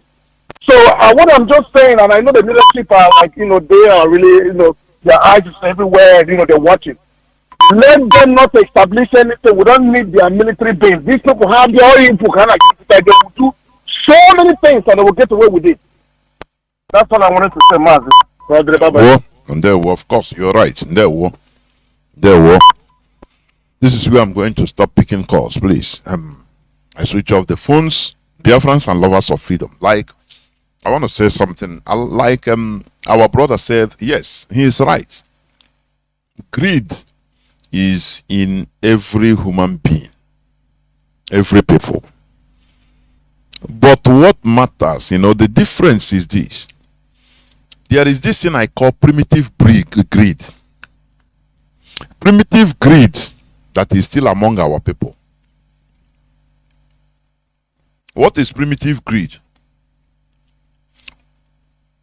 When you are selfish interests, you take your selfish interests as number one against the collective interest of the people. That is the primitive greed. That like the one exhibited by the governors and politicians in our land. That is the difference. Other people, civilization advancement is everywhere. Every facet of your life. That is, once you're advanced, once you're civilized, it ricochets every facet of your life. Like advanced countries, they are greedy, but they are, it's what I call civilized greed, whereby they go outside and treat people as they can, as they want, still exploit people for their, and bring it for their collective interests. Like our brother said, serving in the American army, they go outside, they rape women, they do also commit all sorts of crimes. They are covered, they are immune. They cannot do that in the United States. You cannot do that and get away with it. So, but once outside, they can do anything because they are covered by the system. As a government, UK, are they not stealing? Look at how the Shell is drilling oil in our land, exploiting, polluting everywhere. Do they do that? Look at one time, I think oil rig leaked in Gulf of Mexico during Obama regime. The company paid through their nose. I think they are still paying till now. They don't dare. What they are doing, that is civilized greed. You go and exploit others and bring for your people. But our own, the difference is that our own, we exploit ourselves to the interests of foreigners. That is the difference. You see it. That is the difference. So why is it so? That is lack of civilization. I'm calling it like that. Lack of civilization. Because if we are civilized, we should understand civilization is the ability to organize and live collectively, building a viable system that works for everybody. Not for one person, one individual, no. That is why, advanced countries, they are interested in building a system, not individual, a system, a vibrant system that works for everybody. Do you see the difference? Our own, you are building your own, you want your own. You want to be the owner. You want everybody to be bound down for you. You want to be your own, to the detriment of others. You don't care destroying collective interests so that you gather something for your own. That is the difference. But we must continue what we are doing. We will never cede an iota, an inch of our land to the Fulani. Whatever that is their interest, they sign. Do you see this system of government which they bring to us, they impose on us, call it democracy? That is the worst, one of the facets of colonization still going on today. You know, I've been saying it here several times. I understood that, look, this thing they call democracy, the system of a government which they impose on us before God and man, if we don't, change and modify and go back to our natural system, we are going nowhere as African countries. I'm telling you. Because how do you think that, they bring everything for us? They are in charge of those that are in charge of us. How can you change anything that they sign? It doesn't. Do you know? Can you do anything? If you talk, they'll bring military, and the international community, they will do nothing. They will not talk nothing. But once we have our own system that we are involved, now we can take care of ourselves. And that is what they don't want. That is what the powers that be, what they don't want. Imagine aerospace industry in Nigeria. And the people that are being employed there are people with Quranic certificates. Can you imagine? Quranic certificates. They are doing it that, it's their brother. There is nothing you can do. They go there, they stay at the end of the month, they take salaries, they don't do nothing. And you think that a country can work like that? You think a country can work like that? If you raise an alarm, they say Igbo man, they will turn every about the other person, Igbophobia. Turn every other person, don't mind Igbo people. They want to dominate here, that's why. But they don't have the merit. So that is why Nigeria can never work. It's impossible. I say it doesn't matter how Britain patches Nigeria. It doesn't matter how America polishes it and presents it to the world. It's the largest democracy in Africa. It's this and that, this and it can never work. It is you and I that are suffering it. It is only us that can do something about it. Because America is not suffering it. America is enjoying it. Because United Kingdom is not suffering it. They are enjoying it. France is not suffering it, rather they are exploiting and enjoying it. So it is we that are suffering that have to rise up in order to do something. And that is why IPOB, we have taken the initiative, because I see that our political leadership, Igbo politicians, they are afraid to die. Lack of sacrifice.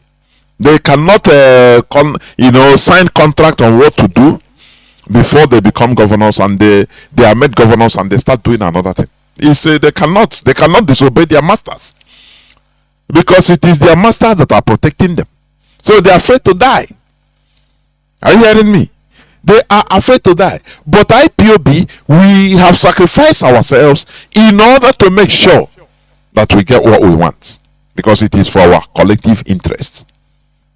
What we are fighting for is survival. It is not asking for other people's property or anything. We are fighting for our own survival. So you have to join in, contribute your quota in what you are doing. We are in a mess that is more than you are going out buying and selling only, without caring what happens at your environment, without caring what the future holds for us as a people. Our existence is more than you making benefit, going market and selling and making benefit, and coming home, and after eating you sleep and be snoring. Our future is more than that. You have to dive in and support what we are doing. IPOB is the only lone voice that is genuinely fighting for the interest, for our collective interest. Are you going to count on Ohanes Ndiwo? People that wants to go and beg, put us into perpetual poverty, slavery, Igbos, so that they will get a commissioner or minister or ministerial position. They don't care a dime about you. Otherwise, they would have started by at least gathering Igbos together from every state, instead of this demarcation of 5 southeastern states. Highest they add rivers or data and data. I'll finish. They forget that we have Igbos in Cross River. We have Igbos in the whole southeast and southern states. I mean, indigenous Igbos. They don't do anything to organize in order to take out on your own. They don't do anything because what matters to them is that their position. To maintain their position, and after maybe their children, they will give their children so that their children will knock in Aso Rock and become a cabinet member. That is the only thing. All those things that all these things, they don't care about legacies they left. They don't care. How do you go? How do you gather Igbos? As you are answering on Hanes and Igbo, what are you doing to gather us? To gather people everywhere. Talk less of going to the diaspora, to Jamaicans, to Haitians. How? Organizing symposiums to tell people that look, you came from Igbo land. So how? That is people that are suffering from primitive greed. Civilized greed is good because you go and loot outside and bring for your people. But when you when you sell your people for your private interest, selfish interest, that is primitive greed. And we have to stamp it out. Biafra remains our ideology. Biafra is our tradition. Biafra is our religion. Remember, as I said, tomorrow there will be a program here. It will start tomorrow, being 14th. BED, Biafra Education, BEAD. This program by Lois, Mazi, Dr. Lois Okachi and co. I have hosted them here on this platform, and they will be here. It is a very big eye-opening program. You must be part of it to listen to our histories that you are not told, you don't know. Biafra education, awareness, dissemination. Tomorrow is going to kickstart by tomorrow being 14th by 7:30 p.m. Therefore, be part of it. We must continue. Look at Sapele Seaport. It has now been turned to Nigerian naval base. When you start telling our brothers there, this is not right, they will tell you, Igbo man, he's Igbo man. You know,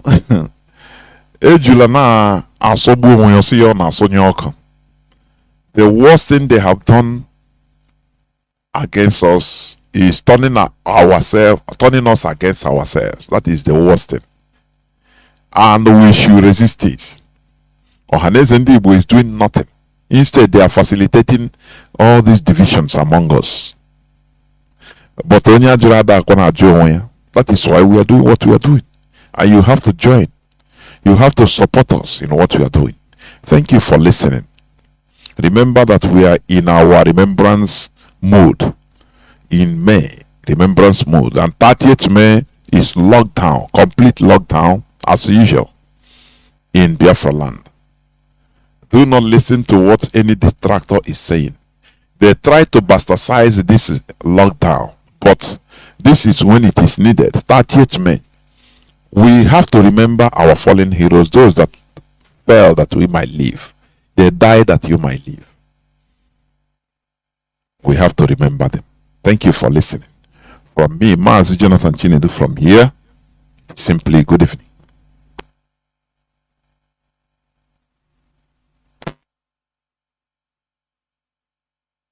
Look at how many billions of dollars we are talking about.